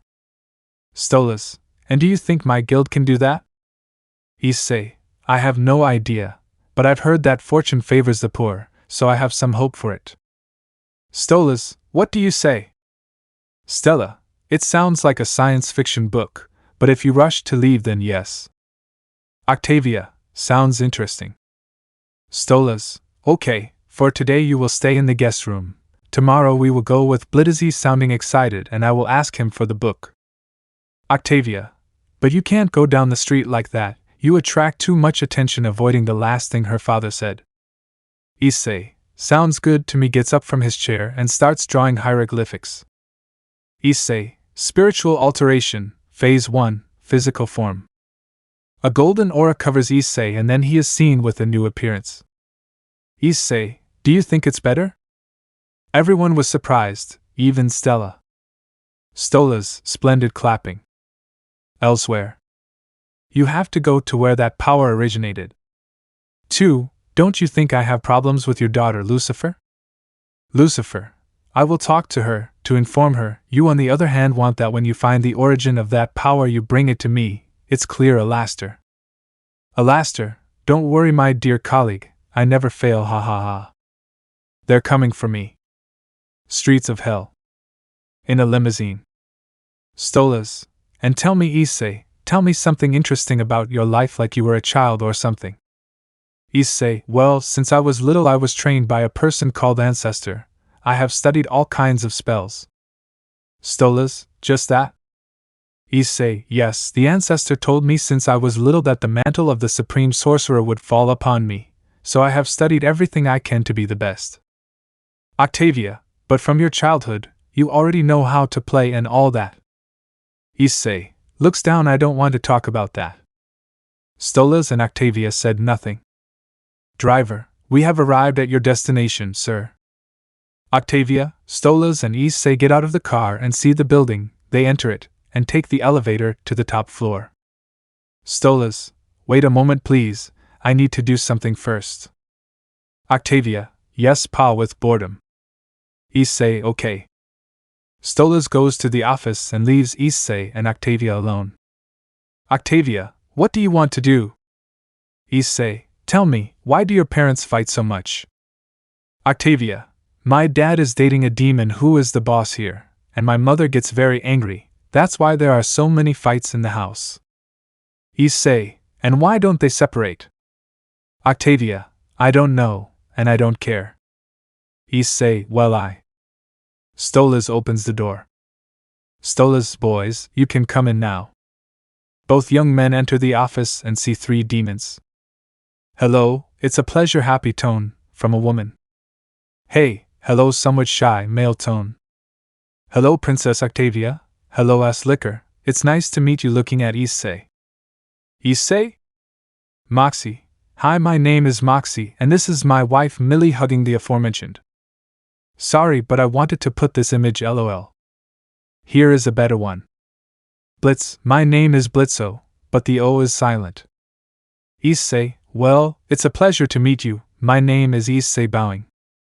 Blitz, Stolas told me that you need this showing the grimoire. Issei, yes. Blitz, what do you want it for? Issei, takes it from his hands you'll see in a moment. Blitz, points the gun at him give it back or you'll have a hole in your bucking head. The cloak of levitation wraps around Blitz's arm and then wraps around his neck, causing him to drop the weapon and fall to his knees trying to remove the cloak. Moxie takes out his gun and points it at Issei. Millie pulls out an axe from who knows where. Stolas and Octavia just stand by and watch. Moxie, you better let go of that damn boss. Issei, why don't we relax for a moment, we don't want to do something really stupid, okay? Moxie and Millie look at each other. Blitz continues trying to take off his cape. Issei, cloak leaves the little one calm tone. The cape is removed from Blitz and placed back on Issei's neck. Issei, just trust me, I won't do anything bad starts to look at the book. Octavia approaches Issei what was that? Issei, I'm sorry, sometimes the cape just does it to protect me. Octavia, is he alive? Issei, something like that, let's see aha this is what I'm looking for now all that's left is. Knock knock knock. Blitz, don't buck around, see you tomorrow. Knock knock knock. Blitz, how annoying little whistle, go and send them to hell. Moxie, yes sir, heads to the door, and when he opens it. Alaster, hey. Moxie closes the door and opens it again. Alaster, the. Moxie closes the door. Moxie, yes sir? Shaking with fear. Blitz, what do you want? Moxie, hey, the radio demon is at the door. Blitz, what? Stolas, what is Alaster looking for here? Octavia, could it be because of the energy Issei gave off? A little shy, because of the mention of the radio demon. Blitz approaches the door armed with his shotgun, and opens it. Alaster, can I speak now? Blitz, what the hell are you looking for here? Alaster pushes Blitz aside and walks past, to see everyone else. Alaster, Stola's mate, long time no see. Stolas, only when Lucifer has meetings. Alaster seriously. Alaster, and she must be your daughter, right? Looking at Octavia. Octavia stands behind her father. Stolas, drop the familiarity and tell me what you're looking for here. Alaster, I'm coming, for him sounding more sinister and pointing at Issei. Issei, what do you want from me? Serious. Alaster, Lucifer requests your presence. Issei, and what would happen if I refused? Challenger. The whole atmosphere became tense. Octavia and Stolas just stayed silent, as did Millie, Moxie, and Blitz. Alaster, ha ha ha, my dear colleague, if you don't come to me on good terms. Alaster, I'll have to break every part of your stupid body. Issei, 10 Stolas gives him the book and he receives it. I think there's only one way for this to end, right? Takes his human form. Alaster, I don't care what Lucifer tells me, but you will be left without limbs. Issei, I've heard a lot of things like that, and I'm still complete. The others just move away so they don't get in the middle of the fight. Issei takes momentum and flies towards where Alaster is, to go out to the street, breaking the window. Blitz approaches the broken window. Blitz, stop breaking my bucking walls. The devil against the witch. On the street, outside the I.M.P. building. Alaster was pushed by Issei, but he hits him in the face with his staff, causing him to let go and fall somewhere else. Alaster in the building, passing through it and knocking down the wall, and from there, knocking down tables and chairs, scaring people away from the place. A figure approaches Alaster. Look who's here, if it's none other than the devil of the radio. Alaster gets up. Hi Valentino, how are you? Shaking off the dust. Valentino, well, it's just that, how do I put it? An idiot took over my business and drove away my clients angry. Alaster, shut up, your voice is very annoying, you silly moth. Valentino takes Alaster by the jacket and brings him closer, almost centimeters from his face.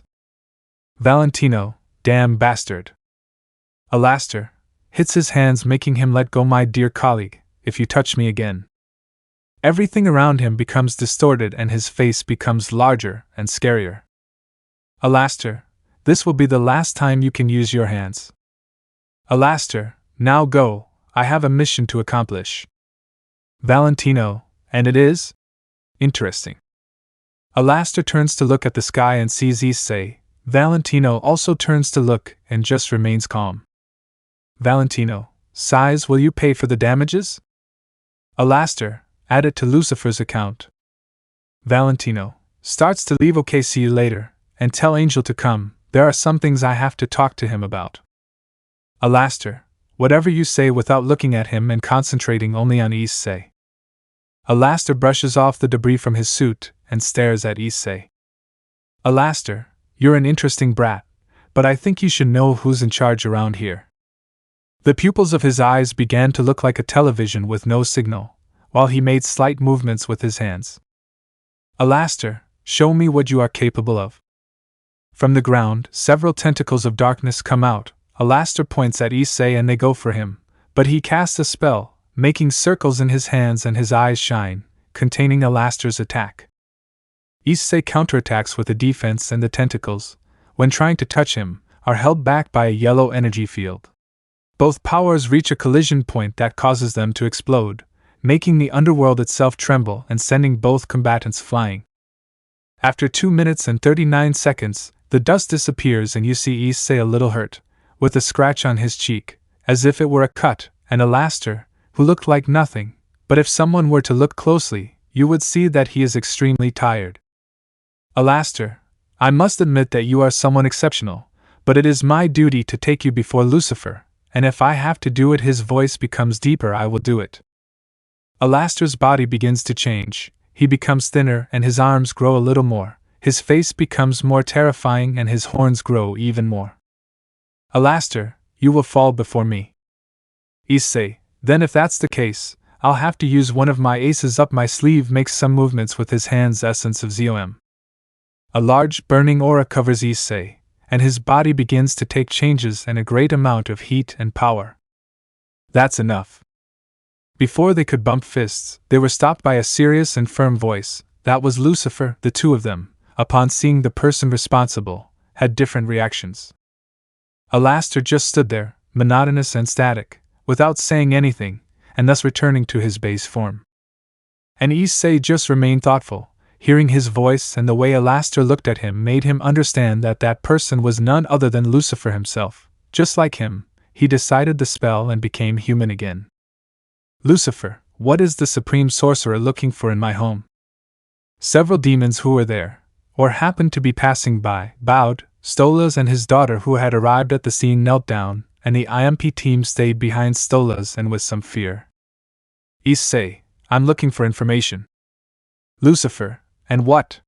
Smiling. Issei, I just want to know where I am and where I am. Lucifer, ha ha ha, well then follow me. Issei. Angry with the past.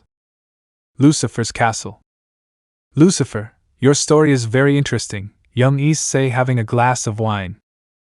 Issei, then will you help me? Lucifer, well, if you stay here, you will cause a lot of problems and several demons will want to look for you for what you know, or for what you have seen the Sephol's necklace, and the Agamotto eye. Issei, I think I know what you mean seriously. Lucifer, and you looking at Stolas? Stolas, a little nervous. Lucifer, I don't care if you lend the book I gave you so they can catch you, that's not my problem, just be careful up there, is that clear, Stolas? Stolas, yes my lord, bowing. Lucifer, is that clear? Looking at the three little devils. Moxie just nods several times. Millie, of course, your majesty's shy and nervous. Blitzo, Ag is fine not caring. Lucifer, I just have one question, Issei. Issei, which one is it? Lucifer, and what happened to Ancestral? Issei, do you know her? Lucifer, there was a problem a few years ago with God, and I asked her for a little help, that's why I'm helping you, since I owe her favor. Issei, well, for the moment I don't know her whereabouts, the mantle of the Supreme Sorcerer fell on me, since I was personally trained by her for quite a few years. Lucifer, okay. Ring ring. Lucifer picks up the phone that is on his desk. Lucifer, hello? Dad? Lucifer, Apple, how are you? Is something wrong? Do you need anything? Well, Mom is here, and she seems upset, and I need Alaster to come back because there are things to do. Lucifer, okay, dear, just a moment, covers the phone. Alaster, I want you to return to the hotel, my daughter requests your presence. Alaster, it's okay, his shadow covers him, and he disappears. Issei, so, do you think I can go now? Lucifer, I would say, only that Stola's grimoire will not be useful to you, since I found out that he gave it to Blitzo, I decided to remove the code, and I put it in a new book. Issei, I think it's logical, and where is it? Lucifer, it's in a certain hotel that my daughter owns, we'll have to go. Octavia, your majesty. Lucifer, just call me Lucifer, little one. I really hate being called king or majesty with a little annoyance. Octavia, Lucifer, do you think we can accompany him? Stolas whispers to his daughter, why do you ask that, Octavia? Octavia, I would like to see that hotel, I have heard about it, and I am curious. Stolas whispering, could it be that you're liking that boy? With a small smile. Octavia, blushing, Dad. Lucifer, okay, everyone follow me to my limo, gets up from his seat and heads for the exit. Octavia, Stolas and Issei follow him, and the three demons stay a little. Moxie, sir, what's wrong? Blitzo, I need to talk to Lonnie so he knows where we are and he can go there. He takes out his phone and starts calling. Cellular call. Blitzo, Lana? Lana, damn Blitzo, where is it? I've been waiting here in the building for a long time, and besides, I found a big hole in the wall. Furious. Blitzo, calm down, Lonnie, we're in Lucifer's castle. Lana, damn, what did you do now, asshole? Blitzo, calm down, come with us, we'll be at Lucifer's daughter's hotel. Lana sighs, okay, I know where it is, I'll be there in 1 hour. The call is hung up. Millie, let's go. Moxie, they're leaving us, pulling her husband. Moxie, I'm coming, goes to Blitzo, let's go, sir. Blitzo, let's go. Narrator POV. When everyone was in the limo, no one wanted to talk, it was almost absolute silence. It was a silence but not at all uncomfortable, it was a relaxing one. Octavia and Millie just looked at the windows seeing the landscape. Stolas flirted with Blitzo, he tried to ignore him but found it difficult. Issei just looked at the window thoughtfully about a matter, and Lucifer stared at him as if he wanted to know more about him. After 30 minutes of travel, they had arrived at a large hotel. The first to leave was Lucifer, and when he left he was greeted with a hug from a girl. Dad. Lucifer, Charlie, my dear little apple, how have you been? Reciprocating the hug. Charlie, okay Dad, taking care of some hotel business, but nothing to worry about. Lucifer, Okay, little apple, and your mom? Charlie, well, she waited a long time and left a bit upset. She just said she would come back later. Lucifer gave a nervous smile. The second to get off is Issei, who helps Octavia get off. He heads to where Lucifer is. Issei, hello, nice to meet you. See Charlie, nice to meet you, I'm Issei. Charlie, nice to meet you, hugs him. I hope we get along, smiling. Issei, I know it's a bit rushed, but I need a book that Lucifer has to give me. Charlie, okay, sure, come in. Upon entering the hotel, they saw several people. In the bar area they saw a cat that just by looking at it, you could see that it was upset with life. A cyclops who was happily cleaning a piece of furniture. A girl who at first glance was someone serious, and with a spear in her hand. And a spider boy who was playing on the couch with a little pig. Everyone, seeing people coming in, stood up from their seats to welcome them, which obviously goes without saying. Just imagine a welcome with everyone introducing themselves and vice versa. Now let's get to the cool stuff. Charlie, so you're looking for the book you gave me for my birthday, right, Dad? Lucifer, yes, my little apple, I need it, since it is necessary for Issei to return home. Charlie, well, follow me to my office because I don't remember where it is. He's scratching the back of his neck. With the others. Millie, well, Issei, what do you want to tell me? I don't know, something exciting, happy. Moxie, yes, tell us something about your life. Issei, well, there's not much to tell, since I've studied the mystical arts since I was a child. Husk, that's very boring, I don't know, did you sleep with anyone? Issei, what? Of course not, blushing. Stolas, and have you thought about having a girlfriend? Interested. Angel dust, or a lover or a hitch maybe? Smiling. Issei, to tell the truth, none of that, sighs, to be honest, I haven't even thought about that. That caught everyone's attention. Issei, almost all my life I have trained to be the best sorcerer. I only have a few friends but somewhat sentimental. I have never thought about it. Looks at the floor thoughtfully. Vaggie, and how was your childhood? Issei, childhood? Angel dust, if you already know, what about your parents? At that moment, Issei opened his eyes in surprise and just looked down with a sad face, something that was thrown away by everyone. Ding dong. Issei, I am going. He gets up from his seat and heads to the entrance. Issei, hello, good you? In shock. Lana, and who the hell are you? Annoyed. Childhood memories 1/2. Issei, hello, good you? In shock. Lana, and who the hell are you? Annoyed. Narrator POV. Shocked.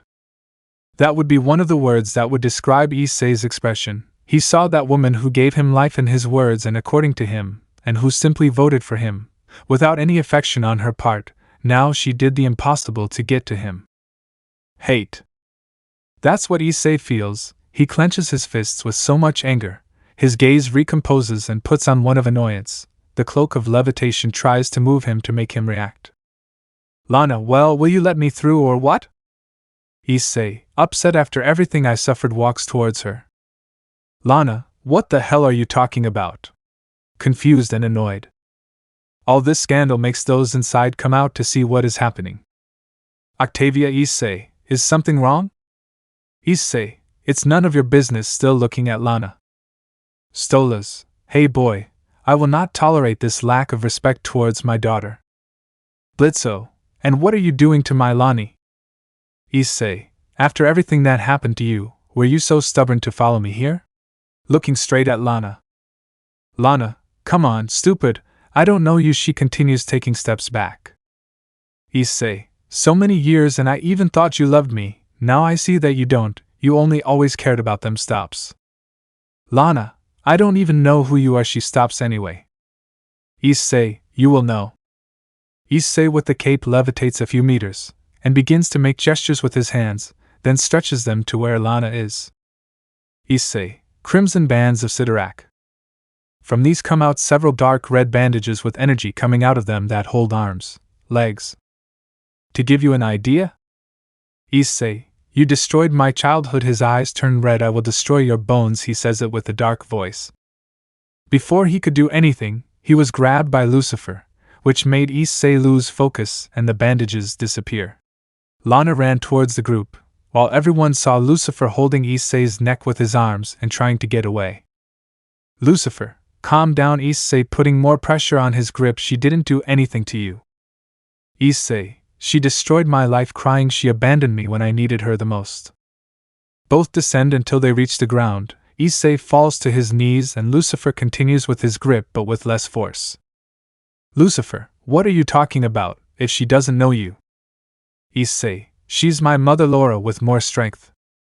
Everything was completely silent.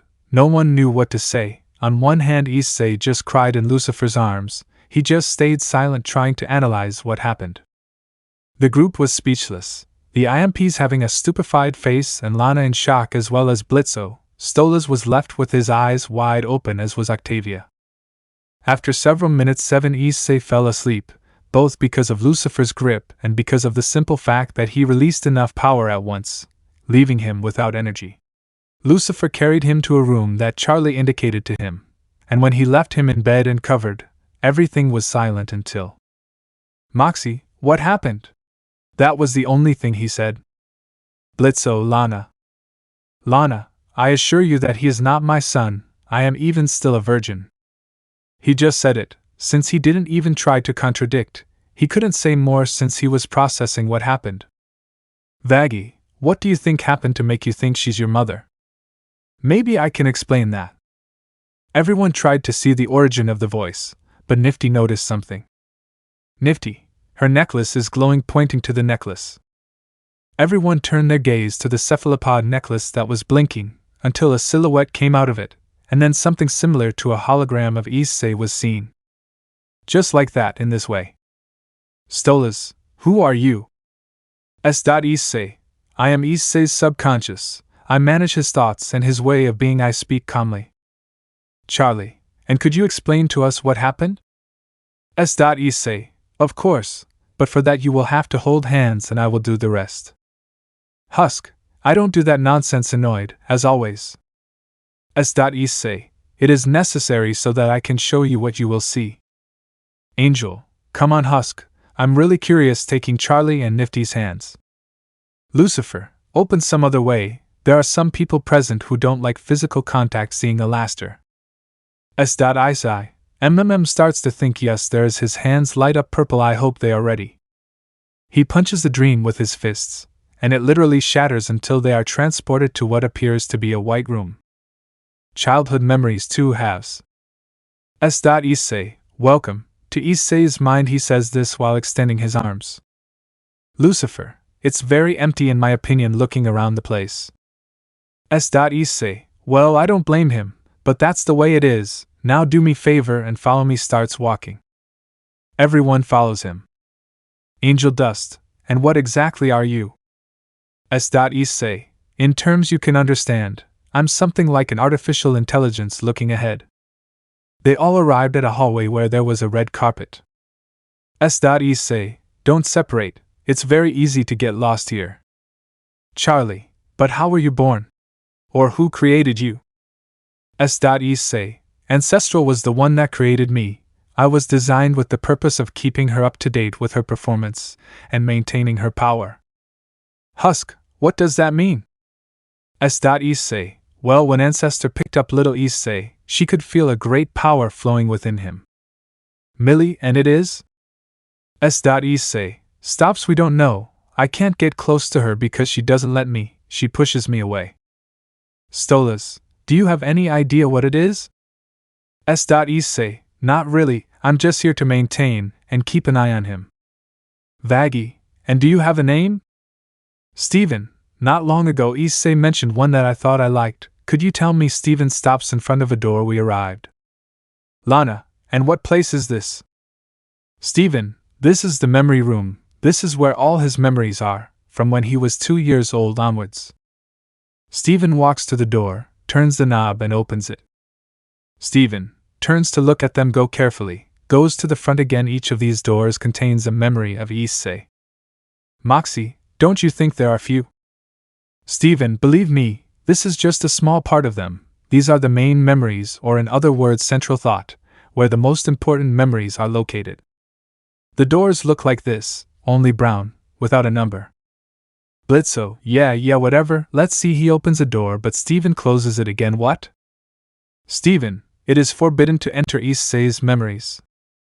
Octavia, and you can't make an exception? Steven, no, my duty is to ensure that their memories are not altered or damaged. Lucifer, what if we just watch and don't touch? Steven thinks about it for a few moments. Steven, okay, but I recommend that he, pointing to Alaster, doesn't try anything. Alaster, believe me sir, even if I wanted to I can't show my power here. Besides, I have no interest in learning things, I'm fine as I am. Steven, okay, we'll go in a few. Follow me. Starts walking and the others follow him. Lana, excuse me, but you must know the reason why this boy called me mom? Interested. Steven, yes, I know, she sees it. It's because you are almost a replica of Issei's mother. Points to a painting where Rosie is. Just like that with these clothes. Lana, wow, I don't look bad at all. Hee. Octavia, I guess this is Issei as a child, right? Looking at a painting. Steven, yeah, well, there's no time to waste. We can only be here for a short period of time, so decide, anything interesting you'd like to see? Blitzo, and what about my Lonnie as an adult? Excited.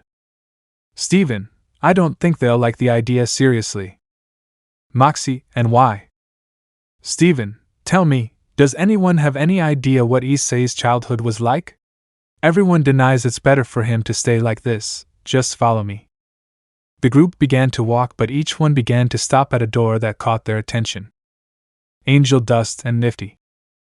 Angel Dust, what is this? Looks at the door window. Nifty, hey, I wanna see too. Another window at her height appeared at the door. Oh, thanks. I remember that. They see. Issei.N. Issei boy, 6 months after the ancestor picked him up. I can't do it, Wong. It's impossible trying to make a magic circle. I'll never be able to do it. Sad. Wong, I know you can. Issei, what's stopping you is that you have too many things on your mind. Try to clear your mind and imagine the place you want to go. Issei sighs, and starts trying to do it. It doesn't take long for him to be able to make a magic circle with the destination to the beach. Issei.N. I did it. Very happy. Wong, very well Issei, now follow me. You have a lot to learn. He leaves and Issei follows him. Out of memory. Angel Dust. He had a sad look on his face, as he had never had anything like a normal life as a child, and he has very few happy memories of being a child. Note, I don't have the necessary information about Angel, that is, his life. If anyone knows or knows of a video where it is explained, let me know. Charlie, guys, come on, don't be late. Nifty takes Angel by the hand and pulls him along. With Moxie and Millie. Millie, hey, honey, look, pointing to a door. Let's go see. She pulls it. Moxie, Mill, I don't think it's right, and even if we could, we wouldn't reach that high. Saying that, the window on the door that Millie pointed to was lowered to the height of both of them. Moxie, yeah, it was bound to happen. Rolling eyes. They both approach and see the memory. Memory. Ancestral, you have to stay calm. Issei, try to channel the power of the necklace. Issei.N. Yes, but this hurts. Issei.N had to struggle because of the pain he felt. The Sifo's collar was activated. On the right arm there were violet lines, and on the fist it was purple. He punched the air. When he hit, the purple aura was shot out in the form of a fist, hitting a dummy that upon contact flew into pieces. Issei.N falls, but is held in time by the ancestor. Issei.N breathes heavily. I did well. Ancestral pats his head. Sure, I think that's enough for today. Do you want to go get something to eat? Issei.N pizza. Ancestral laughs. Okay, I think you deserve it. Issei.N yes. End of memory. Millie, ow, how cute, we should have one. Moxie, wait, what? Octavia, hey, Blitzo tells you to hurry up. Millie, here we go, pulls Moxie. With the remaining group. Lucifer, hey Steven, can't you tell us more about that energy that Issei is hiding? Steven, for security reasons, I am not allowed to reveal things of utmost importance. Stolas, hey, what's that door? Stolas points to a door that was almost the same as the others, except that its color was different. Its color was black. Stephen, that door is forbidden. It is better to go ahead, starts walking. Everyone follows her except Lana, who just stays watching her. She was about to continue on her way, but she heard something. Mommy, is that you? Lana looked everywhere but saw no one. Mom, I'm scared. Lana looked at the door, put her ear to it so she could hear better. It hurts me. Lana felt something in her chest and decided to open the door. At first, she blew out a wind that sent her to another door, but the same door began to suck everything in, including her. She grabbed the edge of the door, holding on as much as she could. Lana, Blitz. Nobody answered. Lana, Dad? That's when everyone appears, being held by whips around their waists, courtesy of Stephen. Blitzo, Lonnie runs towards her and takes her by the hand. Don't let go, darling. Lana, help me. Charlie, do something. Stephen, I told them not to open that door. When it opens, I have to stay away from it. His cape did everything possible so he wouldn't be dragged away. Octavia, we need to make a demonic chain. Just as he said it, everyone held hands, first Stolas, then Octavia, Angel Dust, Husk, Charlie, Vaggy, Nifty, and Lucifer, Alaster with his tentacles towards what he could. Blitzo, pull. But the fourth one applied more pressure and the suction force was more powerful. Lana, don't let me go, taking Blitzo with his two paws. But little by little they were being sucked in. Stephen, crimson bands of Sidorak. From the palms of his hands, several bandages came out that held Alaster and Lucifer, who were the only ones who could be seen outside the door. Stephen, Ag pushing harder. If I fail, the only way out of the memory is by asking for help. Lucifer, but according to me, memories cannot be altered. Stephen, when you enter, the memory will continue, and when it ends, a kind of recreational space will be created, where you can interact only with Issei. You will enter, so to speak, Issei's dream. The bands began to fade. Damn. Lucifer, so it's just a matter of looking for the door? The bandages disappear and Alaster and Lucifer are pulled to the door. Stephen, good luck. As they are sucked in, the door closes and Stephen falls to his knees. Stephen, damn, the cape slaps him. Hey, sighs, I'm sorry, sees the door. I think I messed up. Issei's trauma. Inside the door. It was what seemed to be a sunny day, clear sky, no wind, almost a perfect day, so to speak. And the boys, well, focusing on a view where everyone can be seen falling. Ah! On the ground you could see a squirrel, looking for the perfect place to store its nut. Scrat, I think that's his name. Hops, sniff, sniff, hops, Scrat the squirrel sees a large shadow covering him and turns to the sky to see everyone falling right where he was. Scrat, grabs his nut and runs away. Everyone was silent, crushing the little squirrel. Blitzo, did anyone write down the license plate of the bus? Rubbing his head. Angel, I can't feel my legs. Stolas, Blitzo, it's not time for another round, let me rest. Almost fainted. That comment made everyone get up as quickly as they could and turn to look at Blitzo, and he just looked away, blushing. Stolas got up just as blushing, and decided to remain silent. Lucifer, it's a nice place. Nifty, look, points to Scrat. Charlie, hey little one, do you know where we are? Scrat just stares at him. Vaggy, do you know where Issei is? Scrat scratches his head. Octavia, huh? She sees that the frame she saw in the hallway was there, near a small lake. She walks over and picks it up. Octavia, have you seen this child? Shows the photo of Issei as a child. Scrat, starts to move. Angel Dust, hui hui hui, they are faces and gestures. I love faces and gestures, first word. Scrat jumps, pretending to walk. Angel, paw. Scrat shakes his head. Right? Does the paw jump? An older man approaches the group of demons. The little boy says he is accompanied by a family. Moxie, and who are you?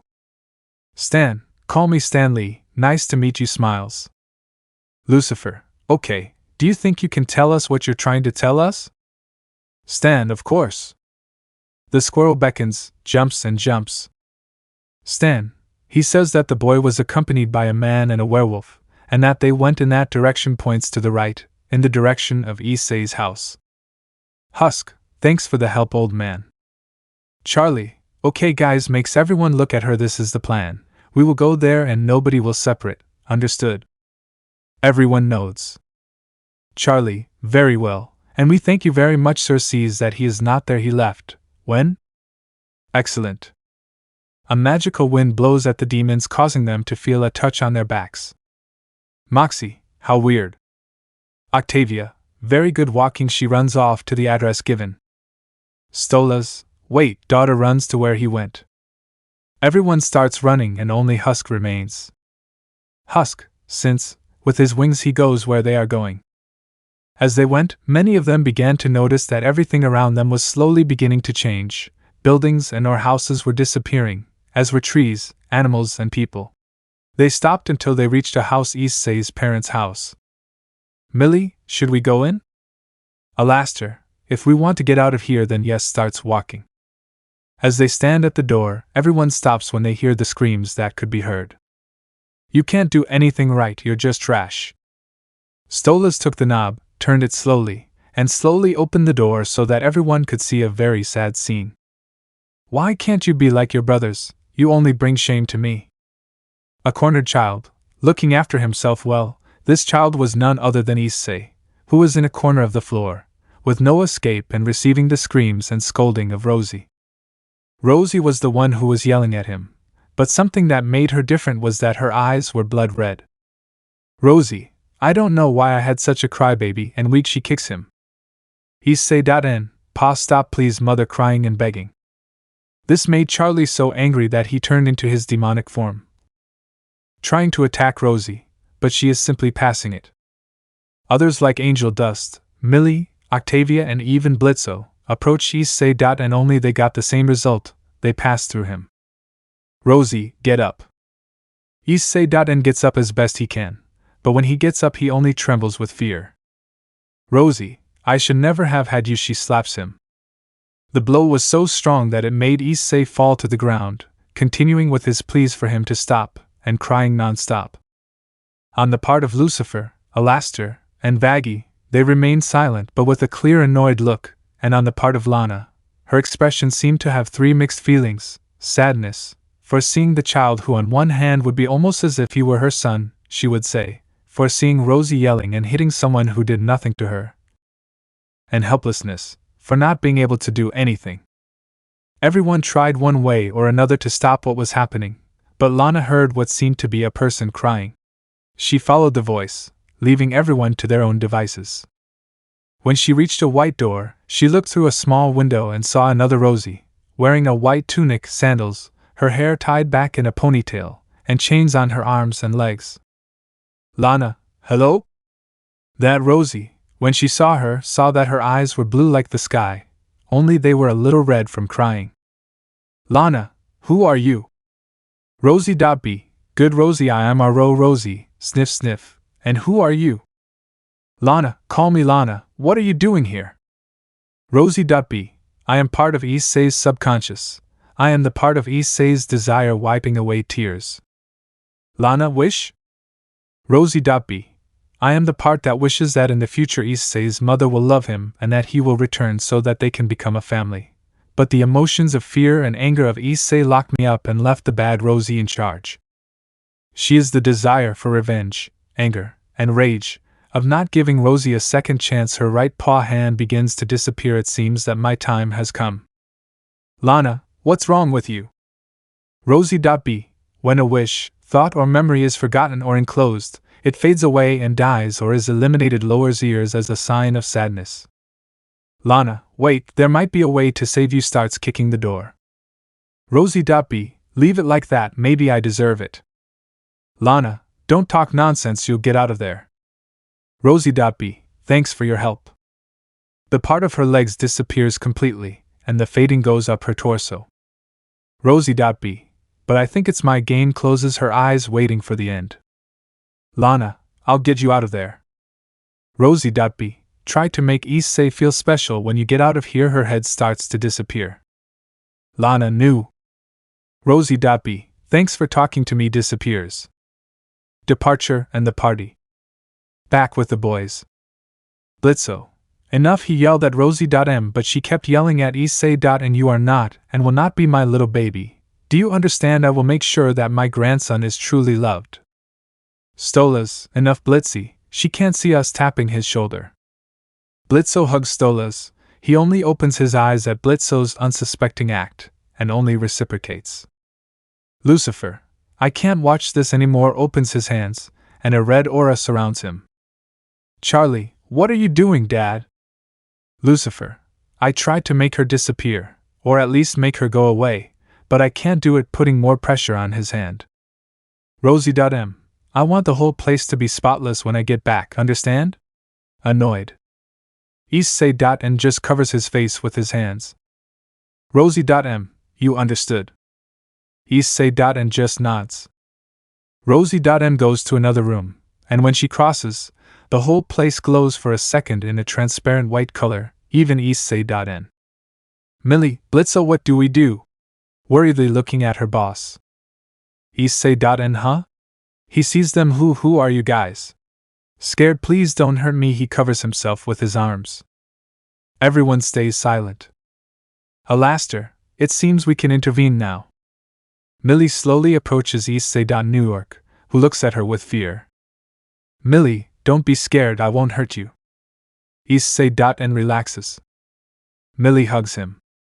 Millie, calm down, you're safe now. She strokes her head, and he hugs her tightly while crying. Angel dust, I'll see if she shows up. As he approaches, he opens the door where Rosie.M came out, and it shows a totally dark place that begins to suck him in.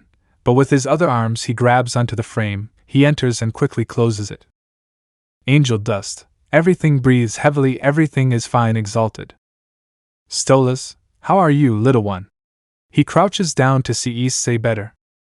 Issei.N, why my mommy doesn't love me, sad. Stolas, no, that's not it, caresses her cheek. She's not your mother. A mother would never hit her son. Issei.N, but she does. Several tears come out like a waterfall. How is it possible that she doesn't love me? He hugs Millie again. Those words made Charlie, Nifty, and even Blitzo and Angel Dust come over to hug him. Angel Dust, calm down, everything will pass, giving him a smile. At that point Lana approaches them. Issei just opens his eyes in shock and cries harder when he sees her. Issei.N, get her away, don't leave me with her. No hides his face in Blitzo's chest. Everyone turns and sees Lana. They immediately understand and Lucifer approaches her. Lucifer, you better come with me, Lana. Lana, what's going on? Seeing everyone trying to calm Issei down. Lucifer, he's very upset, come with me. They both walk down a hallway and start a conversation. Lucifer, this boy has suffered a lot since his childhood, it surprises me a lot. Lana, what surprises you? She turns to look at him. Lucifer, he wouldn't have fallen into darkness. With everything that happened and with all the power he has, he would have already destroyed his planet. Lana, are you sure? Opens her eyes in shock. Lucifer, very sure. Lana, and what can we do? Lucifer, us? Nothing, this is something that Issei must overcome on his own. He must tear down those walls that torment him. Lana just looks down and lowers her ears. The other boys arrive where they are. Vaggie, hey. Lucifer, is something wrong? Alaster, we already calmed the boy down. He says that maybe he can help us with our problem. Husk, shall we calm down? It sounds like a pact to me. Go to Alaster. Alaster shrugs. Charlie, well then let's go get him so he can help us. Everyone nods and follows her. Upon entering the room where Issei is, Issei.N is seen right where they are entering, but in front, there were two humanoid figures. They did not have an exact figure since they were only figures that shone a dark red color and a yellow one. Vaggie, who are you guys? Getting into battle pose. F.A. Yellow figure, this is none of your business, seriously. A few moments earlier with Issei.N. He had already wiped away his tears and stood up, dusting himself off. Accept it, whisper. Issei. Huh? Who's there? 2, come with us. Both figures emerge from the darkness, and Issei just looks at them with curiosity. Issei. Who are you? He said it in an innocent way. Fa, that's not very relevant at the moment, Issei. Issei. How do you know my name? Fr, let's say we are friends. Issei. And are they good or bad? Fr, that will depend on you. Issei. What are you doing here? Fa, what you want is to be happy and have your mother with you, right? Issei. Yeah, nods. Fr, come with us. With our help you will get everything you want. Issei. W will. Vaggie, who are you guys? Getting into battle pose. Present. Charlie, get away from him, stands in front of Issei. Octavia, we won't let them hurt him. Fa, if you really value your lives, you better get out. What the hell is going on here? Serious. Fa and Fr, and what are you doing here? Everyone turns to where the other voice is and sees Issei, but his current version. Issei walks and stands in front of everyone facing both entities. It would be better if you go far away, activates his magic shields. Both entities just grew in fury and the demons just stood there watching what happened. Issei, you guys better leave, turns to look at them. That's enough expedition for today. Issei makes a gesture and a golden door appears. Issei. Please don't go, hugs Octavia's leg. Octavia crouches down. Calm down, you'll be fine, trust me. Issei. Really? He looks into her eyes. Octavia hugs him, I promise. Issei. And accepts the hug. Issei, ahem, it's time for you guys to go. Narrator POV. Octavia stops hugging Issei. And he just looks at them and smiles at them. Alaster, what a sickening situation, it makes me sick, see you later, Putins. He goes through the door. Husk, sighs by kid, take care, passes through the door. Issei. Goodbye, Mr. Cat waves goodbye. Everyone else walked through the door and everything lit up white. A while later. In the real world. Issei is seen looking at what appears to be a line, which was the points of the universe, searching for the location of his planet. Issei, I think I found what I'm looking for. Issei activates the Sephol's collar and a purple current passes through his body, reaching his hands. He raises his hands and creates a transportation circle with the small difference that instead of yellow it was purple. Charlie, it was a pleasure to have met you. Issei, likewise, it was nice meeting you. Sees Lana, I'm sorry about what happened earlier. Lana approaches him and hugs him. Don't worry, maybe if I were in his place I would have reacted the same way, or worse. Issei accepts the hug. Issei, don't worry, you weren't the one who did that. I may never have forgiven my mother. He removes himself from the hug. Nifty, goodbye Issei, I hope to see you again. Issei, take care. Little one ruffles his hair and looks at the others. Each and every one of you has earned my trust and my friendship. I hope to see you again someday. Lucifer approaches Issei. Have a good trip, boy, and I'm sorry we got off on the wrong foot. Issei, don't worry about it, take this before I forget. Lucifer, what is this? Issei, it's a prototype of something similar to a cell phone but magical. Lucifer, it's a talisman. Issei, but it will help us to stay in touch. Give these to Blitz and Stolas too. Gives him 2 more talismans. It was a pleasure meeting you and thanks for the book. Maybe I'll find spells that will be useful to me in the future. Lucifer, you're welcome. Issei sighs. Well, it's time to go. Walks to the portal. Octavia, Issei wait, runs towards Issei. Stolas, Octavia wait, tries to stop his daughter without success. Narrator POV. Issei turns around to see her, and Octavia runs towards him, but by carelessness she trips on a stone and loses her balance, causing her to fall on Issei, and he falls too. Both enter the portal and it closes. Stola's daughter. With both young people. Issei, damn, ouch, rubs his stomach, that hurt. Octavia, oh, huh? Sees that the portal is closed. No. Issei stands up. Damn, are you okay? Octavia, well, considering that I'm far from home now, I don't know what to say. Issei, no problem, that can be fixed. She raises her hands and begins to make a magic circle, but it sparks and explodes, causing her to fly away. The cape protects Octavia. Issei, I didn't expect that. Octavia, what just happened? What happened? Issei, I don't know, this shouldn't have happened. Issei, where are we? Gods of cards. Issei, where are we? The cape helps him stand up. Octavia, ouch. Issei turns around and sees Octavia. Issei, Octavia, why did you follow me? Slightly surprised. Octavia, I wanted to tell you something but I tripped and fell with you. Issei, well, now we are together. Octavia, is this your home? Issei, carefully observing the dumpster where he is.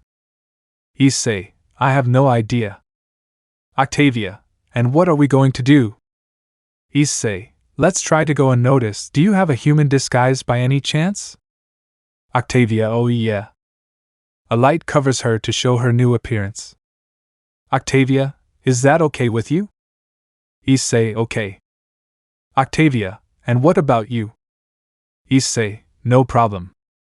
He takes the cloak and spins it around his neck like a scarf, and his wizard costume changes to civilian clothes. Issei, let's get out of here. They both leave the alley and look around, seeing that the whole street is deserted. Octavia, should this be normal? Issei, no, I don't think so. Hey you guys. Issei and Octavia turn around and look at an officer. Officer, may I know what you are doing during the curfew? Octavia, curfew? Officer, that's right, so you better go home before you get into trouble. Issei, yes, I'm sorry, officer, it's just that we got lost. Officer, there are these young people now. Approaches Issei. Okay guys, where is your? Issei grabs him by the forehead and the officer faints. Octavia, what did you do? Issei, we don't know where he is and he is our only way of knowing. Make sure no one comes, I won't be long. Octavia, it's okay. Issei approaches the officer, leans down and grabs him by the head, causing a magic circle to appear on the officer's forehead and Issei's eyes to light up a light blue hue. It doesn't take a minute for me to separate from the officer. Issei, I already have what I need, we have to go. Octavia, and what about him? Issei, let's leave it. Henry, where are you? Issei carries Octavia in her princess form and they fly away. A second officer comes out from around the corner and sees his partner lying down. Officer 2, Henry takes his pulse. What's wrong with you, my friend? I have to take you to the hospital. In some tall building.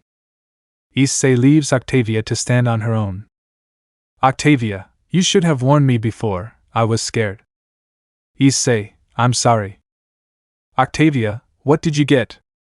Issei, well, I was able to confirm that this is not my land. It seems that we deviated from our course and fell here. Octavia, are you sure? Issei, I don't know. Octavia, what do you mean you don't know? Annoyed. Issei, look, I'll show you. He makes movements with his hands and shows multiple spheres that show unknown people and places.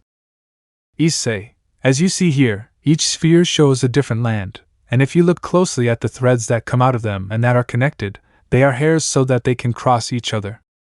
Issei, but from what I see, these bridges are disconnected from others and change places randomly. Something or someone is affecting this. Octavia, do you think I can go home? Issei, yes, but it will take a while. Octavia, what else did you investigate? Issei, in this land it seems that people have fun playing cards where they summon monsters. It is something fascinating that I would like to study. With his right hand touching his chin. Octavia, Issei. Issei, but first we have to find a place to stay. Octavia, but can't you make another portal for us to go through? Issei, it's a bit complicated. The Sephol's necklace overheated when I used it to open that portal, so if I make another one it could explode from so much energy, or it would simply stop working, and I don't plan to risk it. I'll be able to use it in about 3 hours. Octavia, It's something. Where are we going to stay? Issei, I could try something. He stands in front of her, and raises his hand to begin to slowly rotate her. Issei, look for a sanctuary, look for a sanctuary. The portal is finished. Issei, stay behind me. Octavia understood. Both enter the place. When they pass completely, the portal closes. Octavia, it's a strange place. Issei, yes, but it is something, it needs light. He looks at the hanging torches, and with his hands he throws small flames at them and they light up, illuminating the place. Issei, there's someone home. Octavia, I see the fruitfulness of shouting at a clearly abandoned place. Issei, many places like these appear to be abandoned when in fact, there is always someone watching. / And you are right, young wizard. Octavia stands behind Issei still in his human form. Issei, who are you? Where are you? / Walk a little more. Issei and Octavia walk until they find a fountain. Issei, and you are? Clairvoyant. I have many names: Source of Life, Water of Light, Mirror of Tomorrow, but I prefer to be called Clairvoyant. Octavia, what are you? Clairvoyant. I am a being that lives in this source. My duty is to provide knowledge to whoever wants it. Issei, do you know why this is happening with the dimensional connections?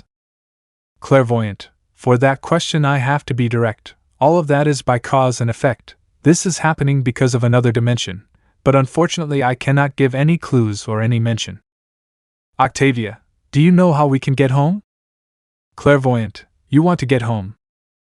Octavia, no rhymes please. Clairvoyant. The way you can return to your place of origin is through the young man who is with you. Issei, well, what we want to find out is where we can get a power source to make a dimensional GPS. Seer, they could try to take power from the gods. Octavia, that sounds easy. Issei, where are they located? Seer, they are. In the water of the fountain it shows some beings. Slifer the Sky Dragon. Obelisk the Tormentor. The Winged Dragon of Ra. They are the most powerful monsters in the card game, being in the category of gods. At the moment they are in Egypt, but I must tell you something before. Not long ago, 3 weeks to be exact, an energy came to the planet and created an imbalance, as it made the beings in the cards come out of the cards and behave aggressively, already affecting the 3 gods. Issei, dark magic? Clairvoyant. I couldn't tell you, since that type of energy is unknown to me, and returning to the 3 gods are in Egypt facing 2 young people, and they need your help. Octavia, we just sell it and take away their power? Clairvoyant, something like that. Issei, then, we are going to retire. Seer, one last thing. Issei and Octavia stop. Seer, even though you are a high-level magician, you will have some problems to deal with, so it is better for you to carry this. Behind the fountain the millennium symbol cracked and crumbled to the ground, revealing a golden plate. Seer, this is the 8th article of the millennium, the shield of the millennium. Who are you? Issei, what's happening? I don't understand anything. It was the fault of one of us, the balance of the multiverse is out of balance. Octavia, what consequences will there be? Total destruction, or several people would sneak into different universes. 2. But what does that have to do with me? Getting into the conversation.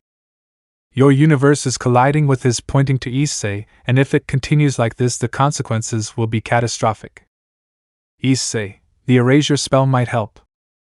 That's right, but for that you would need an excessive amount of power, something you won't be able to do. Issei, there is always another way and I think you know it too.